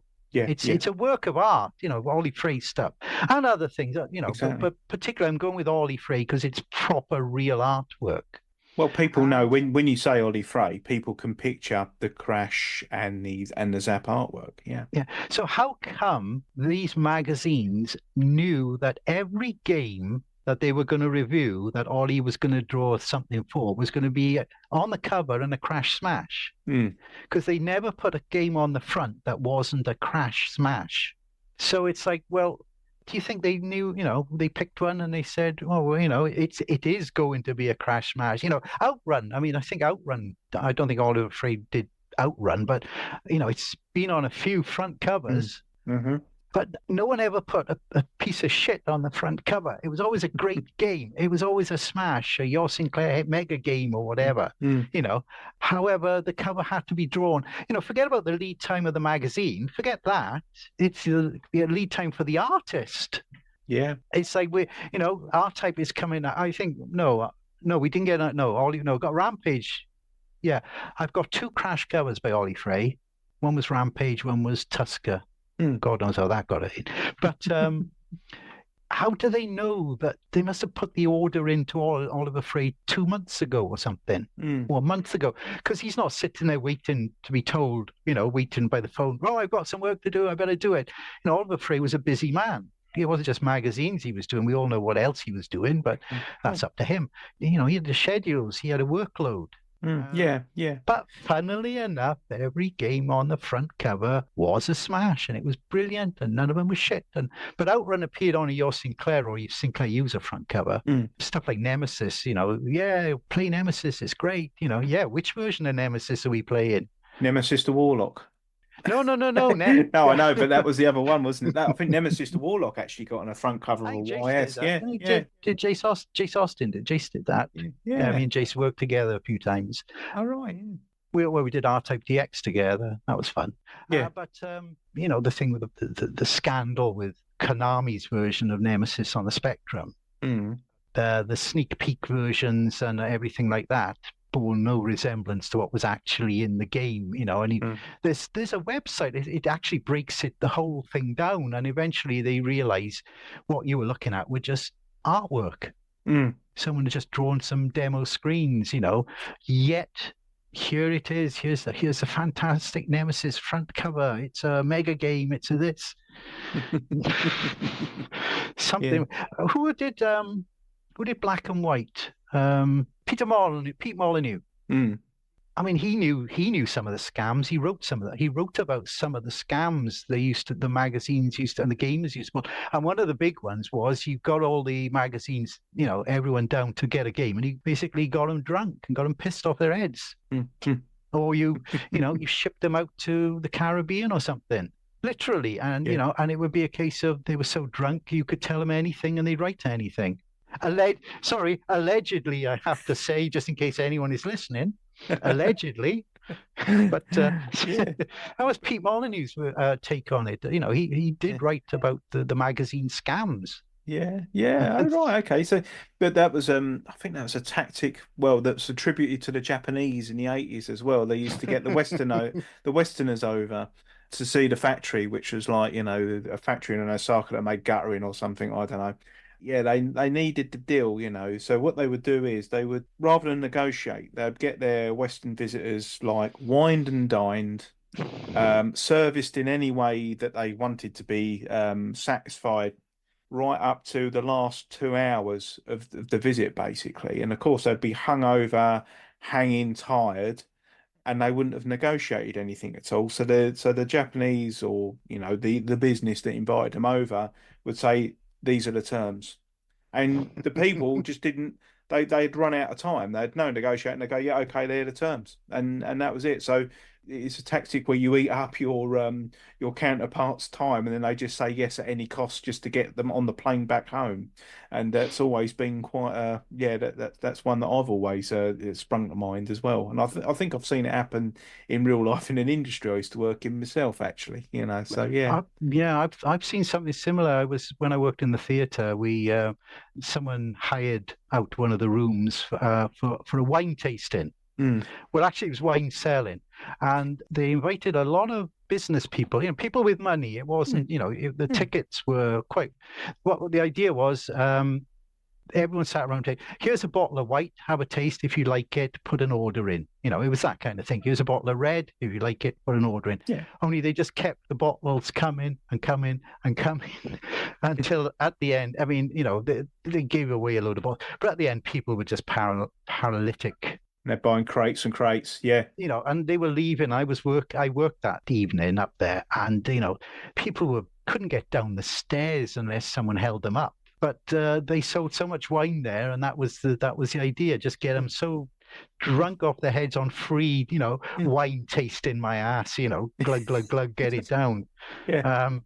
And then our job at the end then was, once they'd all gone home, was to clear up all the bottles and things, and it was like, we were just pouring. They had half bottles of wine on the table that hadn't been drunk. They were just so desperate to get on to the next one. There was no sort of spitting, no, oh, what an insouciant taste. I'm getting wood, I'm getting licorice. I'm getting ripped off. It was cool. Right, next. But yeah, but that was the idea. Just get them drunk, get them signed, and they don't know what they're doing. But yeah, it's, as you say, it's in all walks of life, and why should computer magazines be any different? Yeah, that kind of thing. Yeah, I'm a big fan of Your Spectrum. I've got all of them. They're only 19 issues to collect on a Your Spectrum, and the magazine covers on them are generic. It's more about the computer than it is about the games. Yeah. Because it was done in the very early years, and I think your Sinclair users like that. And to start off with, it's like, oh, we'll do a piece about education. Oh, we'll have a picture of a school teacher on the front or something like that. But then when issue 19 of Your Spectrum finishes, and at the end they go, look out for Your Sinclair next month because we're repackaging. First cover's Commando, from Elite. And you could see straight away that things had changed, like from how to wire up your issue for Sinclair to make it games load better with a soldering iron or something like that in the last issue. Yeah. To the first issue of your Sinclair, it went straight games. And there was a lot of programming all that in the back, for assemblers and hex and things. But that took a real back seat, and it was more like you say, there was a games cover for each one, and they're all going in competition with each other. So I guess you had Crash and Sinclair User as well, and they're all trying to show off their games. But yeah, it was a very distinct change. Well, the first issue of Crash is pretty much a catalogue. It's their catalogue. I mean, that's their company. They were a company selling games, and God knows what the count is. The game count in that first issue must be hundreds. I mean, it's getting a lot of good, a lot of reviews. What happens is at the start, the magazines are calling the shots, and there's no publicity. There's no, if you putting out a game, doesn't matter who you are, Activision, Ocean, at the time you've got to go where the publications are, where was it? Games Master on TV. That was it, wasn't it? There was no internet. Maybe you had FidoNet on the dial-ups, maybe. I can't remember anything to be honest, along those lines. So here were these magazines, and you'd go to the magazine cap in hand, please, sir, please review my game, Oh, yes, we shall do that. And then, as you say, at some point, the balance shifted, the balance of power shifted. And it's the magazines who need the companies to supply them. Otherwise, the customers, you please give us this exclusive rights to your game so we can write about it so that people will buy our magazine and not Games Machine or something else, because if we put your game on the cover and put exclusive, it works for newspapers, it'll work for you. So yeah, the balance changed. The balance went from the magazines calling the shots to needing the publishers to stay alive. And of course, once that happens, you've got all kinds of shenanigans going on. It's yeah. Well, what can you do? Well, this is it. I mean, if you want to know if what magazines give Ocean really good reviews, you just look on the back cover of the magazine, because there's normally a big Ocean advert on the back. You normally open it up, there's an Ocean in the middle, and you know that they're going to get favourable reviews. And obviously going on to cover tapes and demos, which your R-Type had a demo, didn't it? That went on the front of it, CMVG? Yeah, that had a demo, yes. Like everything to do with Activision and other companies, if you want it, you got to buy it yourself. No one ever gave me free copies of anything about. Yeah, contractually, you get stuff at the end of a game. It's in the contract. We will send you so many copies. But stuff like Activision, when I was doing Rampage, they said, "Is there anything you want?" And I said, "There's a PC version of Rampage. Someone had sent it in on spec to America. This is and they published it. It was a damn good version." And I said, "Can I have a copy?" "Oh yeah, we'll get you a copy." Yeah, right, okay. Never saw that. There was as I say, there used to be this room. All software houses had them. It was the merch room. It was where you put the t-shirts and you put the tote bags and stuff, and it was always locked. Yeah. You say, "Can I have a t-shirt?" No. I'm writing the game. Yes. No. Can I have a bag? Can I have anything? Can I have a piece of software? No. Oh, but you were a magazine. It'd be like, "Oh, you have a t-shirt, have another t-shirt." The only time I got an Activision t-shirt, the only ever time, and I did Rampage, R-Type, Dragon Ball. I did 3 games for them, and the only time I got a t-shirt off them was when they shipped us over to the hotel in London when they were pushing R-Type. And we had the tickets that sort of said we were, bona fide guests, and you had to treat us as if we were coming to buy, 10,000 copies of the game. And then we get a bag, then we get a carrier bag with a t-shirt in saying Activision. Couldn't get one, but have no money. Absolutely. What I said about, sorry, I've got to go on a little tangent here. You remember in the book, I talk about a Rampage jacket. Yes. There's a jacket they were giving away. I mean, it was a lovely, lovely jacket. And, as a programmer, no, you don't get one. It was just for the people working on the stand. And as I said before about tapestry, about, I need to tie off the loose ends of my life. That always niggled me. Genuinely niggled me, really. And not saying this because it's something to say and it'll liven up the broadcast or the podcast. It really got in my throat. It's stuck there, and it's stuck there for years. And I made my own jacket last year. I made my own. I bought a hoodie. Yeah. A cheap hoodie for a tenner from Primark or something, and I got some vinyl and I got my cutter going, and I made my own Rampage jacket, and I've got one, and I don't care. It's finished. That tapestry is now tied off. It doesn't worry me. But what's that? That's 1988. That's been getting, from 1988 to 2023, that's been stuck in my throat, and I've done something about it.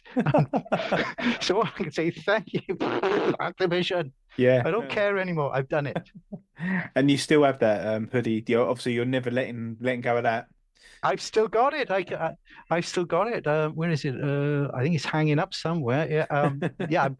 I refuse to wear it outside. It's got the flash from the Rampage game, which is the 3 monsters and the word Rampage and the word Bally Midway over the pocket. And I don't think I've worn it out. I don't want to wear it out because people go, "Oh, look." Like this Bob Pape. Oh yeah, it's because I'm world famous, I can hardly go down the street with someone saying, "Who the hell are you?" It's the guy from Cole's podcast. But no, I've got a long memory when it comes to being slighted. I will get my revenge, even if it takes me 35 years. I will get my own back on these people. I don't care. And I'm dying to know. You said you could mention the chapter of the book that didn't go into It's Behind You. Yeah. But you put a health warning on it. You said, I didn't want to sully the whole interview. So it's been bugging me. I need to know. I need to know what you wrote. Well, I've got it here in front of me. I shall hold it up so you can see it. There it is. It's a page. It comes at the end of the book. It hasn't got anything as such to do with R-Type or Rampage. What I'll do, if I tell you what the last line of the book is, of the book, of the chapter, the last line is, "From then on, writing computer games wasn't fun anymore." Right. So let me backtrack and put that in context. It was about 4 or 5 years after R-Type I'd been done. And since then, I'd gone on and done other Spectrum games. I'd left the Spectrum. I'd done Game Boy, Game Gear, Master System. And at that time, about then, I was working for a company in America called Tengen, which I think had something to do with Atari at some point. I think everyone had something to do with. Yeah, I think they did Domark. They tied in with Is it Tengen? Yeah, they did Zybots Tengen. and things like that. Yeah. So I was doing a licensed golf game, PGA Tour Golf. Actually, I did two. I did PGA Tour Golf and the aptly titled PGA Tour Golf 2. Anyway, because it was an American company and comms were pretty good, we were just sort of transatlantic, working. And then they decided to come over and say hello and, how's everything going? So we decided to meet up in a place in London called the Business Design Centre in Islington, which at the time was hosting some kind of, not a computer show as such, but more like a trade computer show. So I went there, and after the meeting, I bumped into Dave Wainwright and Carl Jeffrey. Now, Dave was my boss at Catalyst, and Carl, as I said, was the author of Atari ST R-Type. And they seemed to be working together. We had a chat. It was not unpleasant. It was frosty. It was, I know what you did. You know what I did. You know how I feel. I know how you feel. Hello, how are you, kind of thing, what are you doing? Nothing. Anyway, that again, funny enough, that's got nothing to do with it. It was after I had the conversation. Now, you got to remember, this is a hot day in summer, and I'd gone up in my jeans and my T-shirt, and I had my bag over my shoulder, and I realized there was something not right. And it took me a couple of minutes to work out what, it's a feeling. What's wrong with this picture, kind of thing? And what was wrong with the picture was that, as far as I could make out, I was the only person there in a T-shirt. Right. Everybody else was in a suit or in casual, black trousers, black skirt, white blouse, that kind of thing.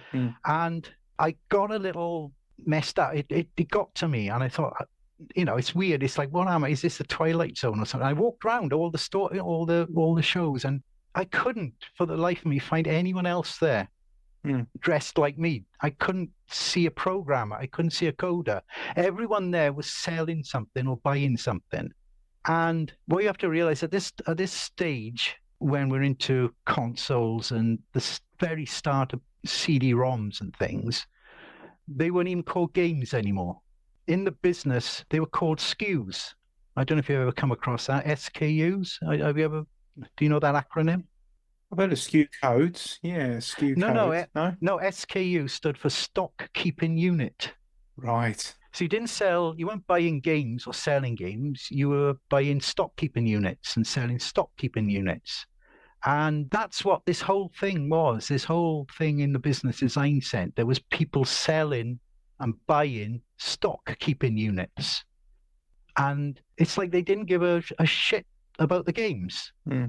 I left, I walked out, and, genuinely and honestly, I'm looking, I'm not, I can say this for a fact, I didn't see anyone there. I was the only one. I genuinely was the only one there. And I looked and I looked and I looked because it was getting to me.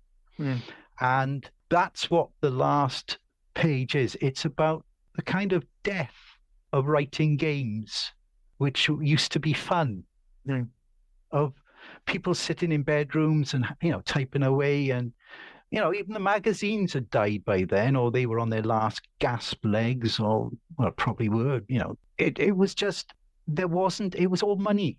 Everything was for the money. Now, there wasn't any hope or anything like that. It wasn't like the next game is going to be one I'm going to enjoy writing. It was like the next game is for the money. See, I bought a house out of the millions I'd earned. Yeah, right. So, and this was the 90s, and the mortgage rate was going through the roof, and the interest rate. So I had no choice. I had to keep writing games to keep a roof over my head. Because despite we weren't driving Porsches and Ferraris, as I've said, and that was the day it all died. That was the day it died. And then, it's me just saying that. And then the very last line, from then on, writing games wasn't fun anymore. And it wasn't fun. It genuinely wasn't. It was the day it all died for me. I mean, it might have, might have kept going for other people, and then it goes from doing something you like and doing something you do for free, which is what the hell I was doing with R-Type. I certainly didn't write that game for the money, and it became this. You're now doing it for the money. Doing it and don't care what is it? Is it what game is it? I don't care don't care what the game is. Tell me what the the remuneration is. How much bunts am I getting out of it? That's when it all changes. And so I thought that's a way to end the book by saying, this is all this, it leads up to this and that's the end. And then I thought, no, that's a bit too much. I'll take that out. I'll keep that in reserve for a podcast in the future. That was my thinking in 2013 when I wrote the book. Someone will want to hear this. Anyway, that was it. It was just to take that out because it was to show that everything ends. Yeah. I don't think as a reader it would have irked me if it had remained in. I think reading all of your exploits through with Rampage and R-Type and the people you had to deal with, and the people that were like you that had to deal with the same challenges. I mean, the Commodore 64 programmers of R-Type and the way that they were sort of treated, and the way games history remembers them. And I think it wouldn't have been a surprise to have a chapter like that at the end of the book.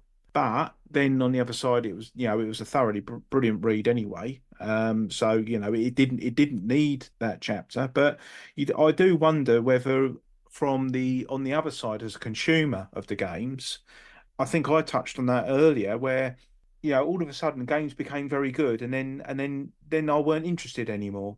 And I'm wondering if that's a similar thing where you're experiencing that as a content creator, as they would say in these god awful times, content creation. But as a consumer, I think I had the same thing when I was looking at adverts, and they're all generically done, and I was looking at games, they're all generically done, and I was even seeing it in the arcades. It's sort of like, once you realise they could take a board out of a cabinet and put another board in, I don't know, there's some magic lost, I think, and I think your final chapter sort of articulates that to me in a different kind of way, but the end is the same. I obviously didn't know when I was speaking to you about a book for the ZX Spectrum, and I sort of said, oh well, have you done anything else? And you did mention that you released something that's available on archive.org, which is Deadlights, and Deadlights, it's sort of like, this man has got an encyclopedic knowledge on B movies, and if he's that good at B movies, he must be good at movies, full stop. And it's it's something that I don't. I mean, I'll watch films, and things. I'm fascinated by the world of cinema. So is that something that you've always been interested in as well, alongside programming? Yeah, I've always been into films, and specifically the films you're not supposed to watch. The ones that people say you can't, you are not allowed to see that. And, I'm not talking, hyper violence and all that kind of stuff, but I don't know, were you around for the video nasties? Mm-hmm. There were about 72 of them. Mm-hmm. I've got copies of them all. Not because I sit there going, oh, look at the blood. Oh, look at that. Oh, he's in his brain. But it's like, you're not allowed to watch that. And I have to say, why? Why am I not allowed to watch it? I want to watch it now because you say I'm not allowed to watch it, so I'll watch it. Yeah. Now, you watch some of them, and you go, okay, I really didn't want to watch that one. There are still some video nasties that are banned. The SS experiment camp, and rightly so. I'm not supporting that. The subject matter should never have been done as entertainment. Really, I mean, but as a film, when you're watching them and you're seeing, the prisoners are being hosed down and the guard dogs are barking, and then you realize, and because you read it or you see it for yourself, that what the guard dogs are doing, they're Alsatians and they're playing with the water and they're jumping up and they're trying to get a drink, and it just takes it. It's you can't take them seriously. You should take them seriously for the subject matter. As I said, that time and now, there are subjects, certain things that shouldn't be entertainment. But once you get over the idea of them, the content is laughable. is often laughable. And I'm usually, if I'm watching a film with someone, I will talk back. I will make stupid remarks. If you're watching some kind of torture scene with a nurse, I'm liable to say something like, oh, you don't get that on the NHS now, do you? It's so all my life. It started off. My mum used to take me to a cinema, and you see Disney stuff. And then we'd slot in a 1 million years BC or some other. What was the other one? The fastest guitar in the West. I think that was Roy Orbison. Weird thing, weird, strange ones. Yeah. So, it then became, well, let's see films that are hard to find. Let's see films with weird titles. Deathbed, the bed that eats. Wouldn't you want to watch that? Wouldn't you want to watch a film about a bed that eats people? Yeah. Seriously. And behind the painting is the spirit of Aubrey Beardsley. And the bed makes chomping noises and as people lie on it and then get sucked in and just sink underneath it as it eats them. I mean, it's a stupid film, but you watch that. I mean, it's got to be better than the latest Marvel piece of crap. What do you want to watch? Come on, do you want to watch the Marvels? Or do you want to watch, stuff, but not necessarily stupid stuff. But one of my favorite films is called Pandora. It's a Korean film, quite a modern one, about an explosion at a nuclear power station and the aftermath. And the difference between, if it was a Hollywood film, it would star Arnold Schwarzenegger or The Rock, and his son would be trapped under the rubble and he'd have to go in and there'd be, brilliant. But, with Pandora, it's a case of people close to it, they've got radiation poisoning. There's no cure to it. Mm. And it then becomes a story of heroism and heroics. And it goes and does things that you will never see in a Hollywood film because it's in their contract that the hero doesn't die, the son doesn't die. How many Hollywood films have we seen with a dog, where the dog's put in danger? And at the last second, what's the one in, Independence Day? Yep. Come on, Boomer, come on. And he just manages and he doesn't die. I think there's another one in, it's probably one in 2012. But it's this case of someone points a gun at a dog, they're not going to shoot the dog. You are not going to see a dead dog unless it's an act, unless you're watching, one of the Saw films or something. But if you're watching a big budget Hollywood film, no one's going to shoot the dog. If you're watching a big budget Korean or Japanese or anything that's, as someone points a gun at a dog, you don't know what's going to happen. Right. Yes. Because you don't know what, but in America, it's like, dog, right? He's going to escape. Yeah, okay, right. Yeah, the hero's going to be alive. Yeah, the Rock is going to, how many times has the Rock died in a film? I think it's once, the Scorpion King. Sorry, when a very, very bad CGI Rock dies in Scorpion King. Yeah. No, it's interesting with cinema tropes because you tend to find that the hero normally doesn't have parents. He normally has like an uncle and an aunt. There's a sense of a strangeness with a hero in a Hollywood film as well. You look at Luke Skywalker. He in the first film, the setup was it's his uncle and aunt, wasn't it, on the planet. Yeah, you look at films like that, there's always these similar tropes that run right the way through, which is interesting movie mechanics, I think. Very similar to game design in a way. To make plot device A work, you need device C and device D. It needs to be set in a certain place for it to become a hit movie. Yeah, but that's kind of Hollywood thinking. It's formulaic. It's I think it was Sam Cohen who used to say, you start a film with an earthquake and build up to a climax. They're designed to be roller coaster. There will be 3 acts or something. There will be. They used to call Star Trek shows ABC films because you went from A to B, and then B to C, but C was the same. So it would be a case of where you started, something would happen, you'd fix it, and then you'd be back to where you were at the beginning. Mm-hmm. It was that. It was just always the same. And if you look up any, how to write a script kind of books and things, it will always be the same thing. Cut it down into acts. This act you end on a climax. This end you build. This end it's a formula you read about. But then you said you watch other films. Don't necessarily mean Asian films. A lot of European films.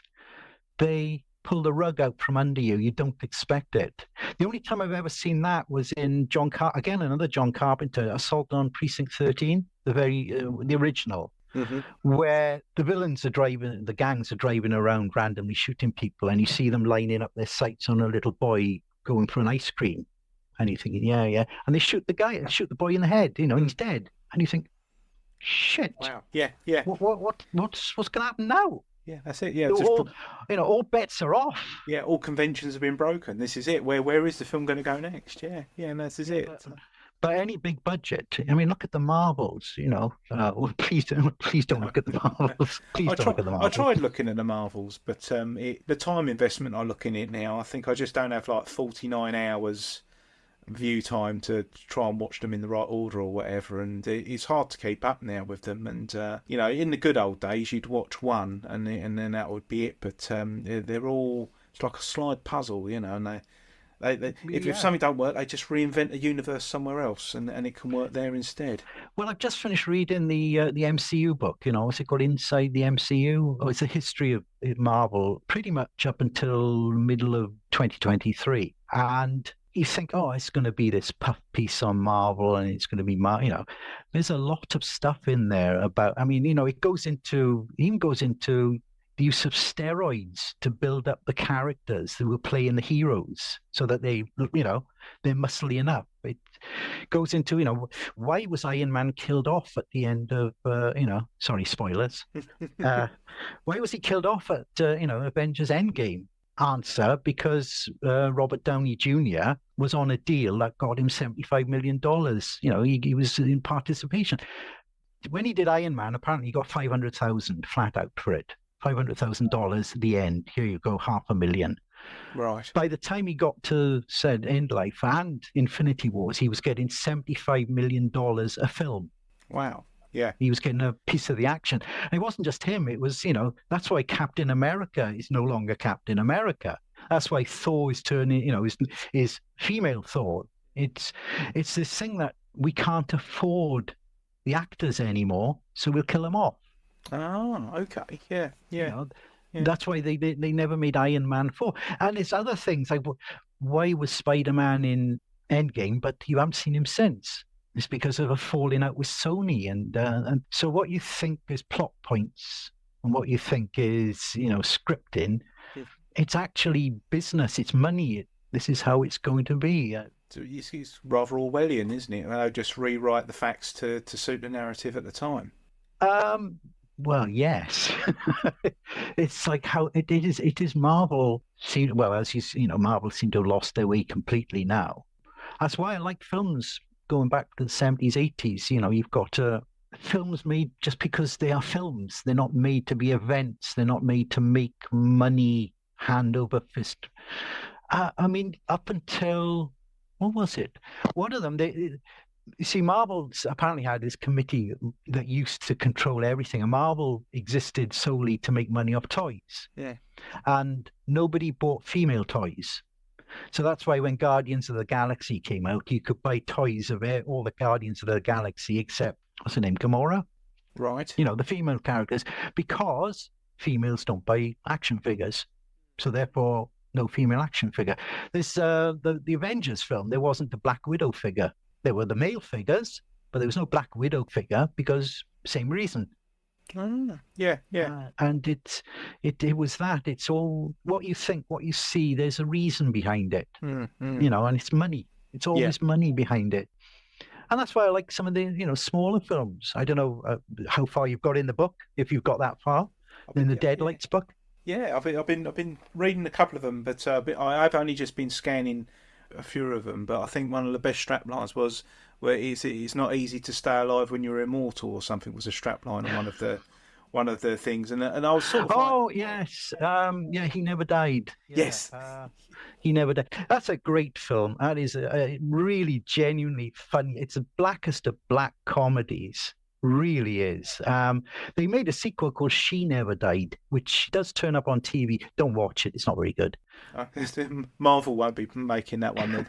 But no, Henry Rollins. It's this. It's the antithesis of the Highlander films. we're immortal, we're alive. Oh, look, we're going to, onward to further adventures. It's like, if you've been alive for centuries, there's nothing left to do. It's boring. Boring. In the character goes to plays bingo because he can just switch off, just for a little while. It's just something and it's not that, but you see if you watch the film, his attitude when someone, he doesn't like being shot with certain bullets because they tend to stick in him and he gets migraines. That's why he's pulling bullets out of his head. He's got to do it or he get a migraine. And, a lot of it is exasperation that he's got to get up off his chair to bloody kill that man, and he just wants to sit on his chair and be left alone until the next 100 years pass. Yeah. It's a great take. Yeah. How do you find out about these films then? I mean, because they're not sort of like I wouldn't call them theatrical releases. A lot of these. Well, films. they are. Yeah. Well, they're DVD releases as well. I don't know. I just come across them. Some of the sites, Melon Farmers. If you know about that tends to cover a lot of releases, censorship problems and things. As I said, I don't want to see Barbie. Mm. I mean, I've got this to watch. That is the Easter Bunny Kill. Yeah, it's apparently it's a really terrible film. Yeah, but it's a take on the Russ Meyer film, Faster Pussycat Kill. Right. Okay. Yeah. And I'd rather watch that than Barbie. Yeah. It's probably shit. Yeah. I mean, Barbie, look at the money they spend on Barbie. It's a pretty good film. I think Amazon have delivered my latest Blu-ray, so I'll be watching that later on. Brilliant. That's a Pete Sellers film, You just come across, and when I was doing Deadlights, some of the stuff, like how do you find a South African revenge flick? I don't know. I just did. You just do. Brilliant. So with the Deadlight series, you were explaining that was it a free sheet you were giving out to start with? Yeah. Yeah. I had a color laser printer, so I'd print up 50 sheets of paper, double-sided, and take them down to the comic shop and say, here you go. And Simon, guy behind the counter, he'd decide, who wanted one, who didn't want one, or whatever, and he just slide a copy into your latest edition of Batman or something if he thought you'd like it, and off it went. Oh, that's brilliant, yeah. But it got absolute zero feedback. 10 issues, no emails, no feedback, no nothing. No. But I knew that. I mean, that wasn't the point of it. It was just to do it, So you said 10 issues. How many issues did you get for the book? I think it's in the hundreds, isn't it? No, it's 12 issues. I physically created 10, and then COVID hit, so yes. I couldn't hand it out.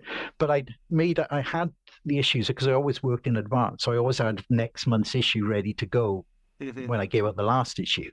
So I thought, well, let's put them all together and let's beef up the graphics. Let's put more pictures in, let's put more posters in and everything, and let's just give it away if you want it.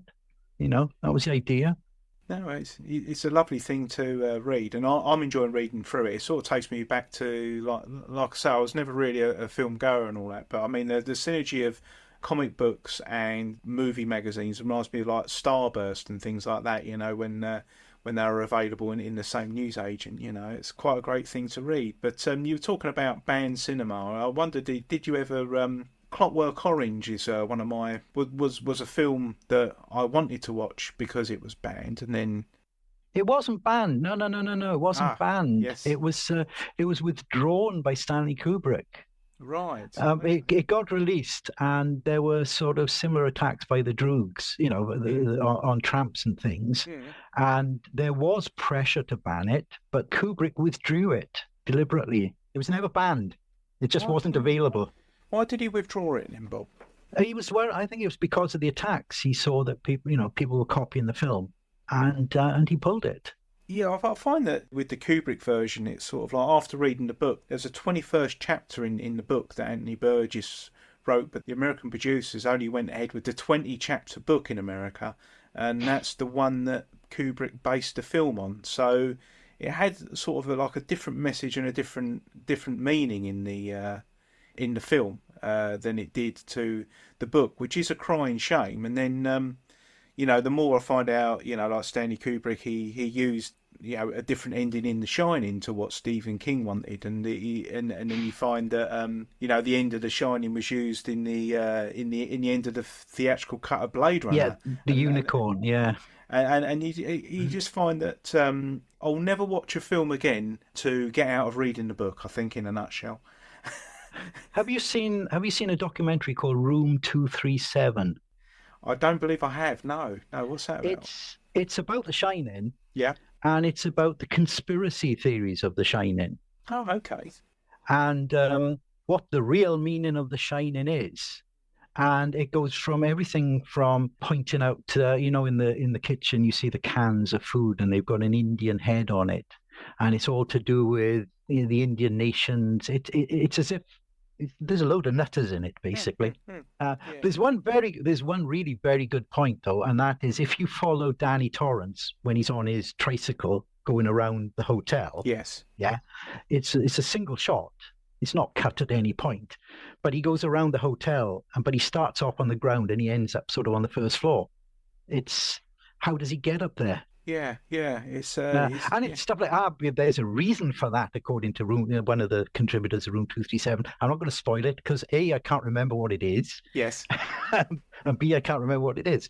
No, it's full of stuff like that. It's the conspiracy theories behind The Shining, told by some nut jobs. Yeah, it's quite weird because Kubrick went. He do 2001 as well? He did 2001. Yes, that's his. There's the guy exercising in the machine. That's like a perpetual motion. Yeah. Machine. I wonder if it's the same technique he probably developed from that, maybe, or I'm not sure about the chronology. No, that was a gimbal. Yeah. Oh, that was a huge rotating sound stages. There's behind the scenes footage of that on the Blu-ray and the UHD up there, and it's a gimbal. You have a rotating screen, but a camera's fixed in the middle. So as you rotate, it looks like the person is moving up rather than they are standing in one place, and it's the thing that's revolving around you. Oh, I see. Yeah, I've seen that in a Jamiroquai music video. I think it's a similar thing to that as well. So it's it's the one where he's jumping on the slidey platforms as they go all around. Virtual Insanity, I think. That's it, yes. Yeah, that's it. Yeah. So, Bob, I'm going to ask you a question here. I'm not going to ask you what your favourite film is. You can if you want. Oh, okay. But I'm just going to ask you, how many favourite films do you have? There's some films I deliberately won't watch because I enjoy them so much, and I'm keeping them. Used to be the Cold It story on TV, the black and white, escaping from the prisoner of war. I love that film, and it's on every few months. But if you watch it every few months, it becomes a nothing. It just becomes wallpaper. So I won't watch it now. My favorite film is a Brian De Palma film called The Phantom of the Paradise, which is the first entry in the book on Deadlights. Right. That's why it's there right at the start. Yes. I've seen that in cinemas in Paris. I've seen it in cinemas in London. I've seen it in cinemas in Swansea. I own the tape. I own the French DVD, the American DVD, the Blu-ray. There's no 4K version of it yet. I love the film. I think it's brilliant. It's an early Brian De Palma, so he's still finding his feet. There's a lot of techniques borrowed from Hitchcock in there. Split screen. He was a big one for split screen as well. But I won't watch that. And I haven't seen it for years because I don't want to watch. I'm keeping it for a special occasion. Because when I watch it, it will be a special occasion. But that was the kind of film. When my grandmother died, I was told, I'm told she'd passed. And then I went to the cinema and watched it just so I could sit in the dark, and just, that's because it meant something to me. Perhaps that's why I like it so much. It's got a personal appeal. Yeah. As to other films, usually it's little bits. I like Ready or Not, which was a film from a couple of years ago. And literally, I think it's about 2 years old, which is a very black comedy about the new bride in a family, but the family have got a secret where she has to die. So throughout there's some really good parts, but the ending, I could watch the ending over and over again, and I do, and it's I won't spoil it, but it's a case of selling your soul to the devil, or did you, kind of thing. Yeah. And then at the end, there's a what do you call it, a denouement that is brilliant. just makes me smile. It's a great ending. But I mean, I'll watch an ending of something like that. But entire films, new films, I have no idea about that I am really pleasantly surprised about. And I'll go, that was good.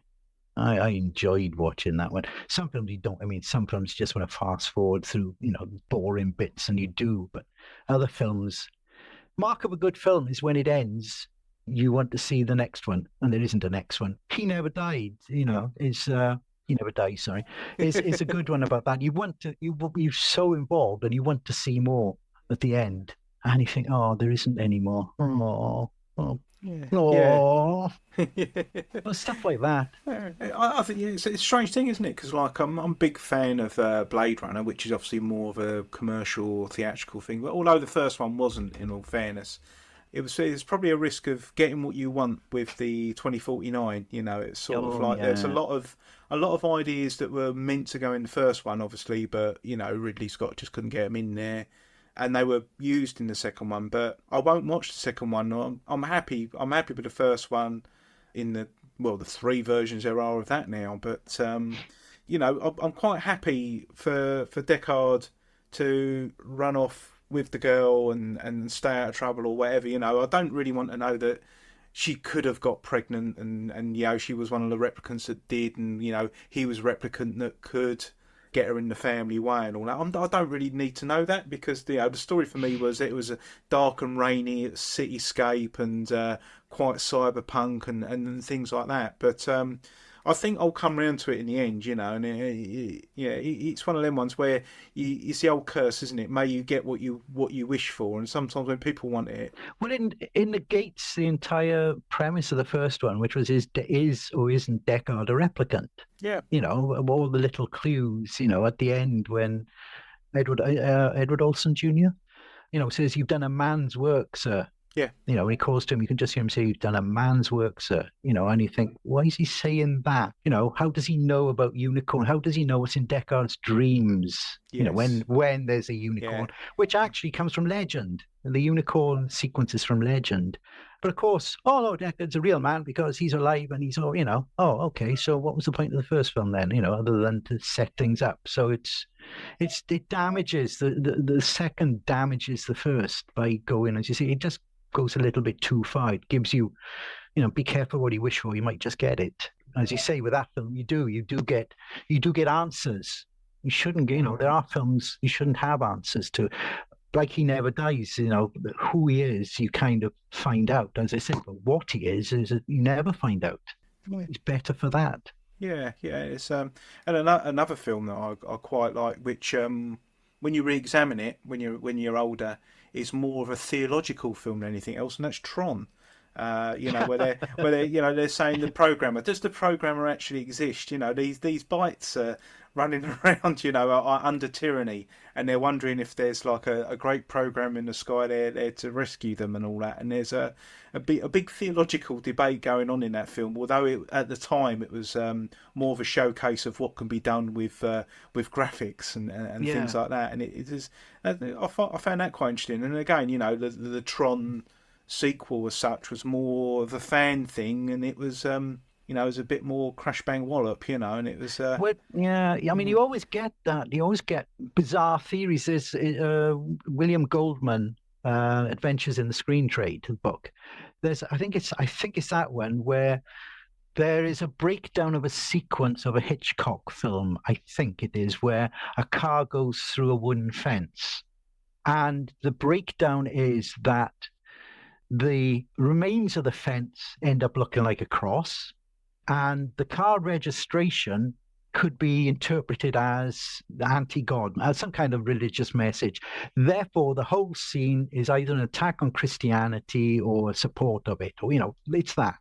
And then the guy who sort of, said, look, we used that car registration because it's my car. We went through the fence, and that's just the way. It wasn't pre-cut or anything. That's how it ended up. There is no subtext. There is no theory. King Kong, the original 1933 King Kong, it was the emancipation of the black man.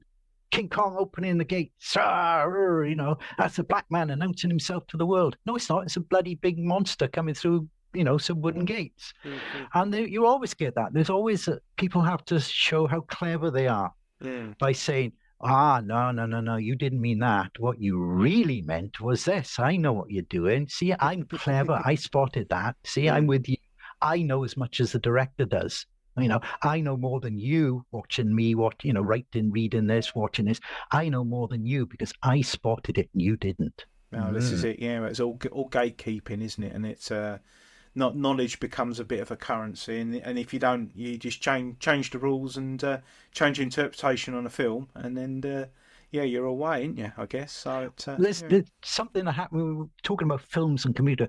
Both films and computer games have the same nasty little thing, and that is someone will identify a film or a game that is not very well known, and then they'll go, wow, this is a great game. You really need to watch this film. You really need to play this game.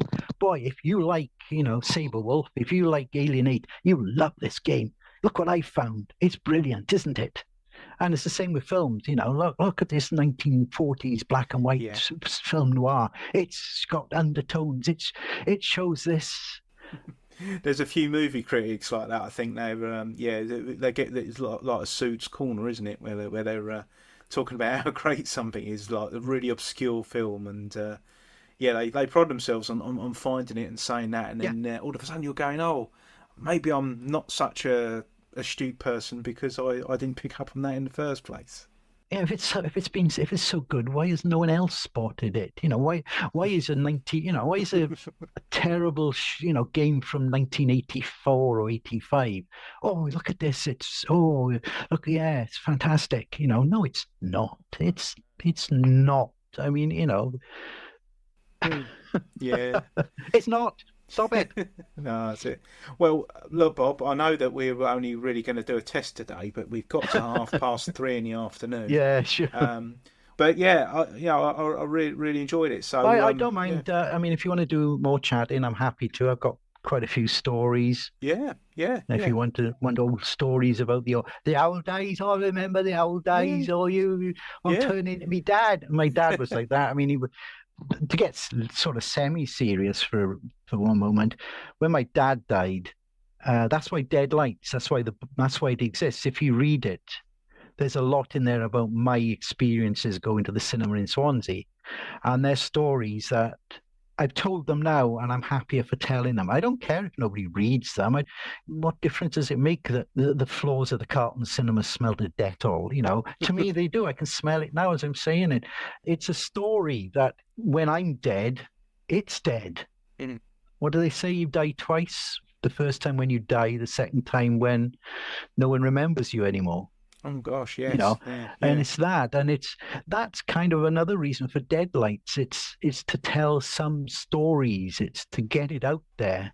I don't think there are any more cinema stories I need to tell about those days. Not that I can remember. Well, probably can if at a push, but it's done. As you get older, you find. Do you remember the Star Trek story Tapestry? Picard, Next Generation one, sorry. Right, yes. I stopped watching Next Generation when Rykard grew a beard. Oh, okay. It's called Tapestry, and Picard gets killed, and he ends up in the afterlife, and there's God turns around to him, and it's Q. Welcome to the afterlife, Jean-Luc. You're dead. And then Picard refuses to accept that any universe that would have him as a god, Q as a god, would exist, and go, oh, blasphemy. And he takes him back, and it's at the end, it's all about the tapestry of your life. You pull one thread and it unravels. But as you get older, you realize there are these outstanding threads, and you've got to tie them off, because if you don't, they're just gone. So I'm contacting people I went to school with to say, I remember you. It's the famous Ray Bradbury thing, in the story, he leaves a message in the tree, for his older self. And then when the older self goes back to the tree, he reads what the boy wrote, and then the message is, I remember you. Oh, And yeah. it's just to finish off. One of the things, again, I said when my dad died, we cleaned out the house because you had to, and you think that's me in a few years' time. That's going to be my stuff. Sorry to bring it down. I don't mean to bring it down. It's just my thinking. Good. So let's get stuff done. Let's tell stories. Let's do things. I mean, I've hinted at the second Spectrum book. That's a whole thing. That was done specifically for a reason. And that was one of the reasons I've had for years, but it's done. It's out of the way. I don't have to lie in bed thinking, what else have I got to do with my life now? I'm doing these things. It's not a bucket list. No. Bucket list is different. Bucket list is things I've always wanted to do. But these are things I've never done that deserve to be finished. And I said, let's get over. I'm 64. Yeah. I shall be having my pension in 2 years' time. I'm looking forward to that. I have my free bus pass. Excellent. I am retired. Yeah. I own the house. I watch what the gas and electric bills do, and that's about it, really. No. But other than that, I keep myself doing things and trying to sort out these final things. One thing I really don't want to do. I've got a lot of good films. I've got a lot of stuff up in the attic. Yeah, when I die, I don't want to go into a charity shop. I do not want someone going, oh, look, it's a 48K Spectrum. What do you want for it? $5? Yeah, go on, man. Yeah. It's that kind of stuff. There's stuff up there. There's stuff behind me. I'm selling. Yeah. It'll be sold because otherwise it's going to go in a charity box and you're going to be picking up, 4K Blade Runner discs for 50p in the charity shop. No, you're not. You're not having mine. No. Not mine. Not mine. I think that's an interesting thing, you say about, of all the things that you've picked up and all that, they're things that you use, they're your tools. And if it's a DVD, it's a tool for your understanding. If it's a computer, it's a tool that you've used to obviously ply a trade or something like that. And there's a lot of stories in these things, and I think, you're right. You shift it along and do that, rather than it just being sort of like, just another box for someone to declutter. So it's definitely that. Yeah. So one thing about this, about this Spectrum book, then I wasn't going to mention that in the podcast, so I didn't know how we approach that because there's only 10 copies. It wasn't done for any commercial reason, and I wouldn't want to arouse any sort of interest that would impact upon you negatively, Bob. So I don't know how I'm meant to talk about this Spectrum book. Yeah. Do you want to see a proof copy? There's 10 copies and my one proof copy. Hang on. Yeah, sure. There are genuinely only 10 copies. 10. Wow. 10. Nine I sold and one I gave away, and that there's a story to that. But I'm not going to tell that story. No. But here you go. Here is. Yeah. Leave play depressed. Poking fun at ZX Spectrum loading screens. Oh, very nice. Yes. Oh, yeah, full colour, lots of pictures, lots of loading screens. Yeah, mainly the comments. The screens are nothing because you can go, it's only so many times to go, look at the funny screen, ho, ho, ho, look at this crap Spectrum screen, ho, ho, ho, ho. You can't do that for 130 odd pages. So there is some extreme. Do you mind if I read one out to you?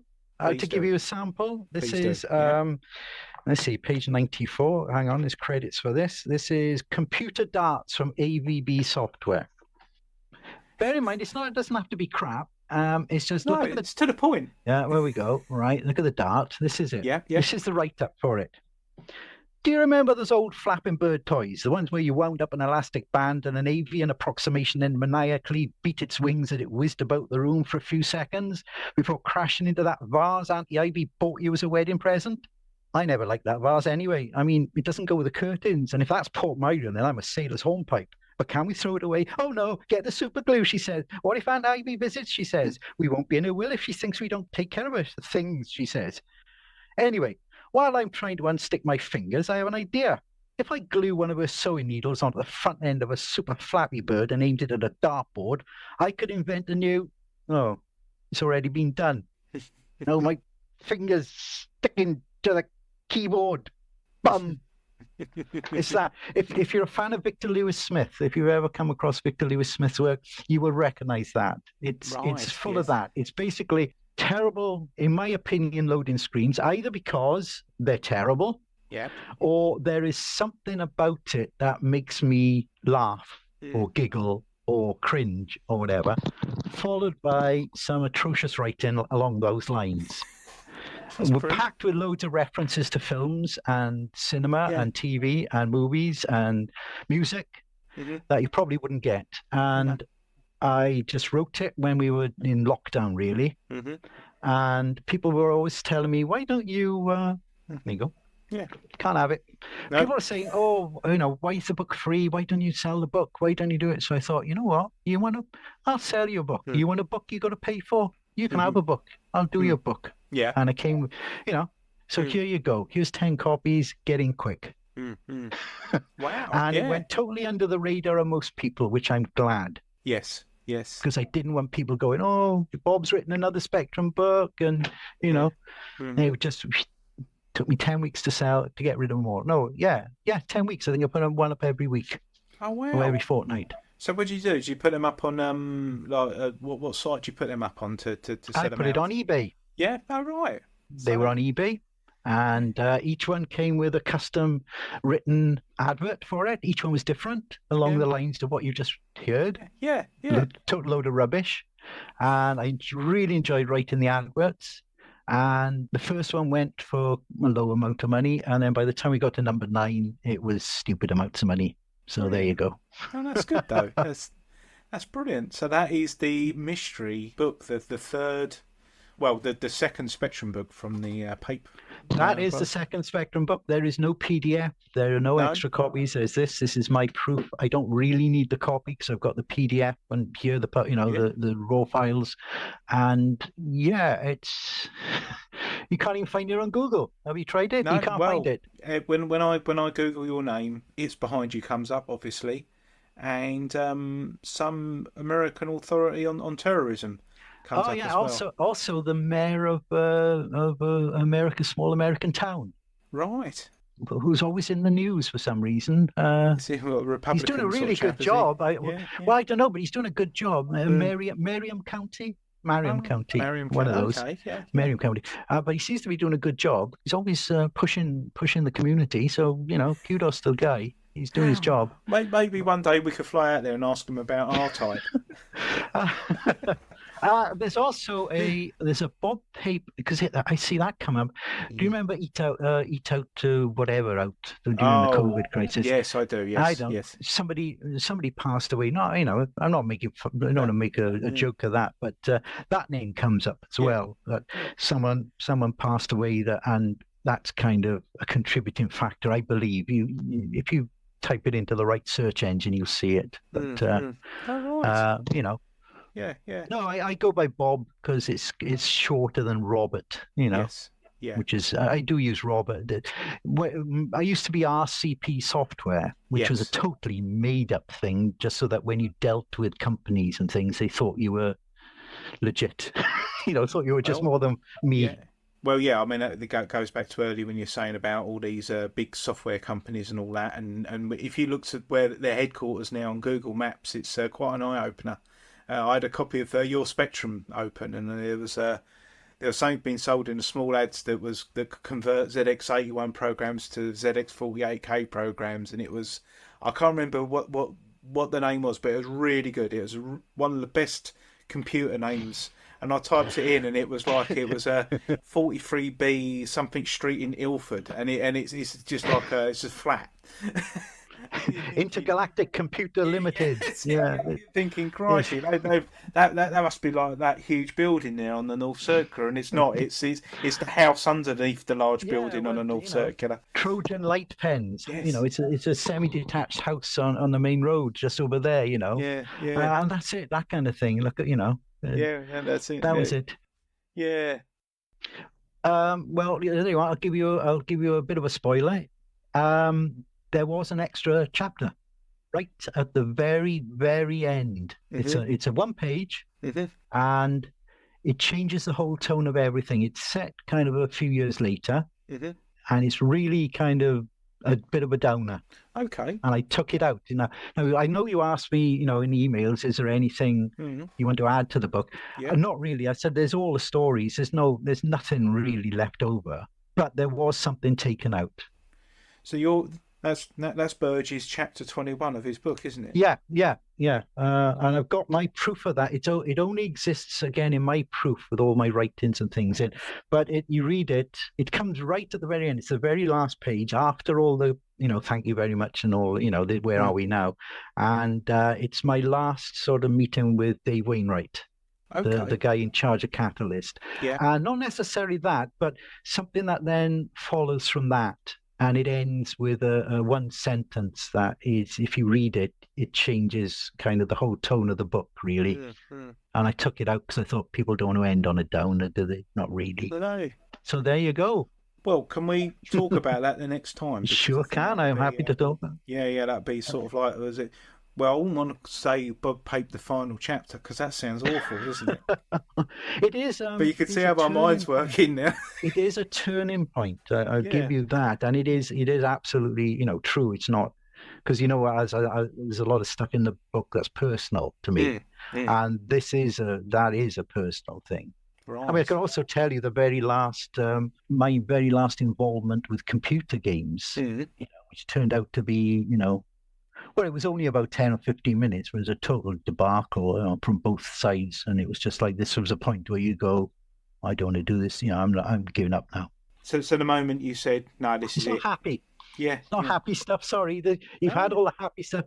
Now you're getting all the shit and depressing stuff. Sorry, am I allowed to swear? I do apologise. Yeah, no, absolutely. You can curse. It's all contextual, so it's absolutely fine, mate. No worries at all. Right. Well, it's all getting dark, and I can see you disappearing in the background. I've got a blind in my. Yeah. The sun is always. Why would you moan about the sun? But I do when it's in my eye. But So I look like I'm in a Vincent Price film now. So God, vampire. That's why you're in the dark, is it? Bloody. I'm just ahead as well. I'm not wordy. I'm just ahead. Oh God, you're Holly from Red Dwarf, are you? Yeah. I knew I'd his delivery. That'd be really cool. But that's good. It was. Sorry, I'll just tell you a quick story. And one last story. Sorry. After I left Metals, I went for a job with a company called Borg Warner, which has made gearboxes, automatic gearboxes in the computer room there. And I sat in the reception area.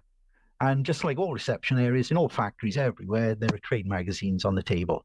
So you pick up one of these, and it's all about trade awards, the ceremony of the year, and winner of the best, rotary cog assembly was John Thing. Winner of the reciprocating flange, was. And then you realize later on that when it comes to gaming, Spectrum gaming in particular, that's the kind of world it is. It really is that small and niche. Mm-hmm. And if you think, I wrote this great game and everybody played it and everything. Yeah, but that's my reciprocating flange. It didn't set the world on fire. In people's minds who are close to it, it means something. But in the bigger picture, it's just trade. It's a trade game. It's a game for the trade, and you're in the trade. It means something. If you're not in the trade, what's a reciprocating flange? What's an R-type? Yeah. Well, it doesn't mean anything. So it's a perspective thing. And once you realize that it is just, the Spectrum, I've said the Spectrum is a toy machine. And people go, no, it's not a toy machine. It's there. No. Yeah, it's a toy machine. It plays games. It's only, that's what it ever was meant to be. Forget about what you think it was meant to be. That's what it ended up being. Mm-hmm. And, it doesn't mean... If you go around thinking I'm the great programmer, I wrote this and everybody loves it, and don't they love me because I get emails all over the place saying it's brilliant, this, that. It's not. It's the reciprocating flange of the world. It's just a game. It's just a game. That's all it is. Thank you for playing my game. Now play someone else's. All right. Okay. That's definitely going in, Bob. I agree with that completely. But see, brilliant. Okay then, Bob. All right, I'll end the meeting now, and then hopefully, if the computer's done its job, it's recorded some of this. Oh, I hope so. I'm not doing anything. I'm bloody doing this again. I know. You'll need at least 5. You need at least 5 minutes rest when you start again. I'm not saying these stories again. I made them. I mean, I didn't. I mean, telling them honestly from the heart. Yeah. No. I have trouble remembering them again. But the mine's going. I've already lost so many brain cells talking to you. Who are you? Thanks again to Bob Pape there for his generous amount of time that he gave in the interview for the podcast. I hope you enjoyed listening to that as much as I did actually speaking to him and making the show. Remember, if you do like the show, you can rate it in all the normal places. Tell other people all about it. We're a very exclusive club. And if you are new to the podcast, take a look back at the various other programmes that have been made, because Byte High No Limit is really just a podcast about people's relationship with technology, and that can be quite loose. If you feel that way inclined, you can buy me a Ko-fi at ko-fi.com/Byte High. Any contributions just offset the cost of the hosting on Podbean and some various other bits and pieces. Thank you to everybody who's contributed already. You know who you are. This show was edited by my friend Dan Farrimond. Theme tune is by Mr. Nisness. You can get him on Bandcamp at Mr. Nisness. Byte High No Limit was presented by me, Carlos, and it is a Byte High No Limit production. And until next time, keep it blocky. You're still here? It's over. Go home. Go.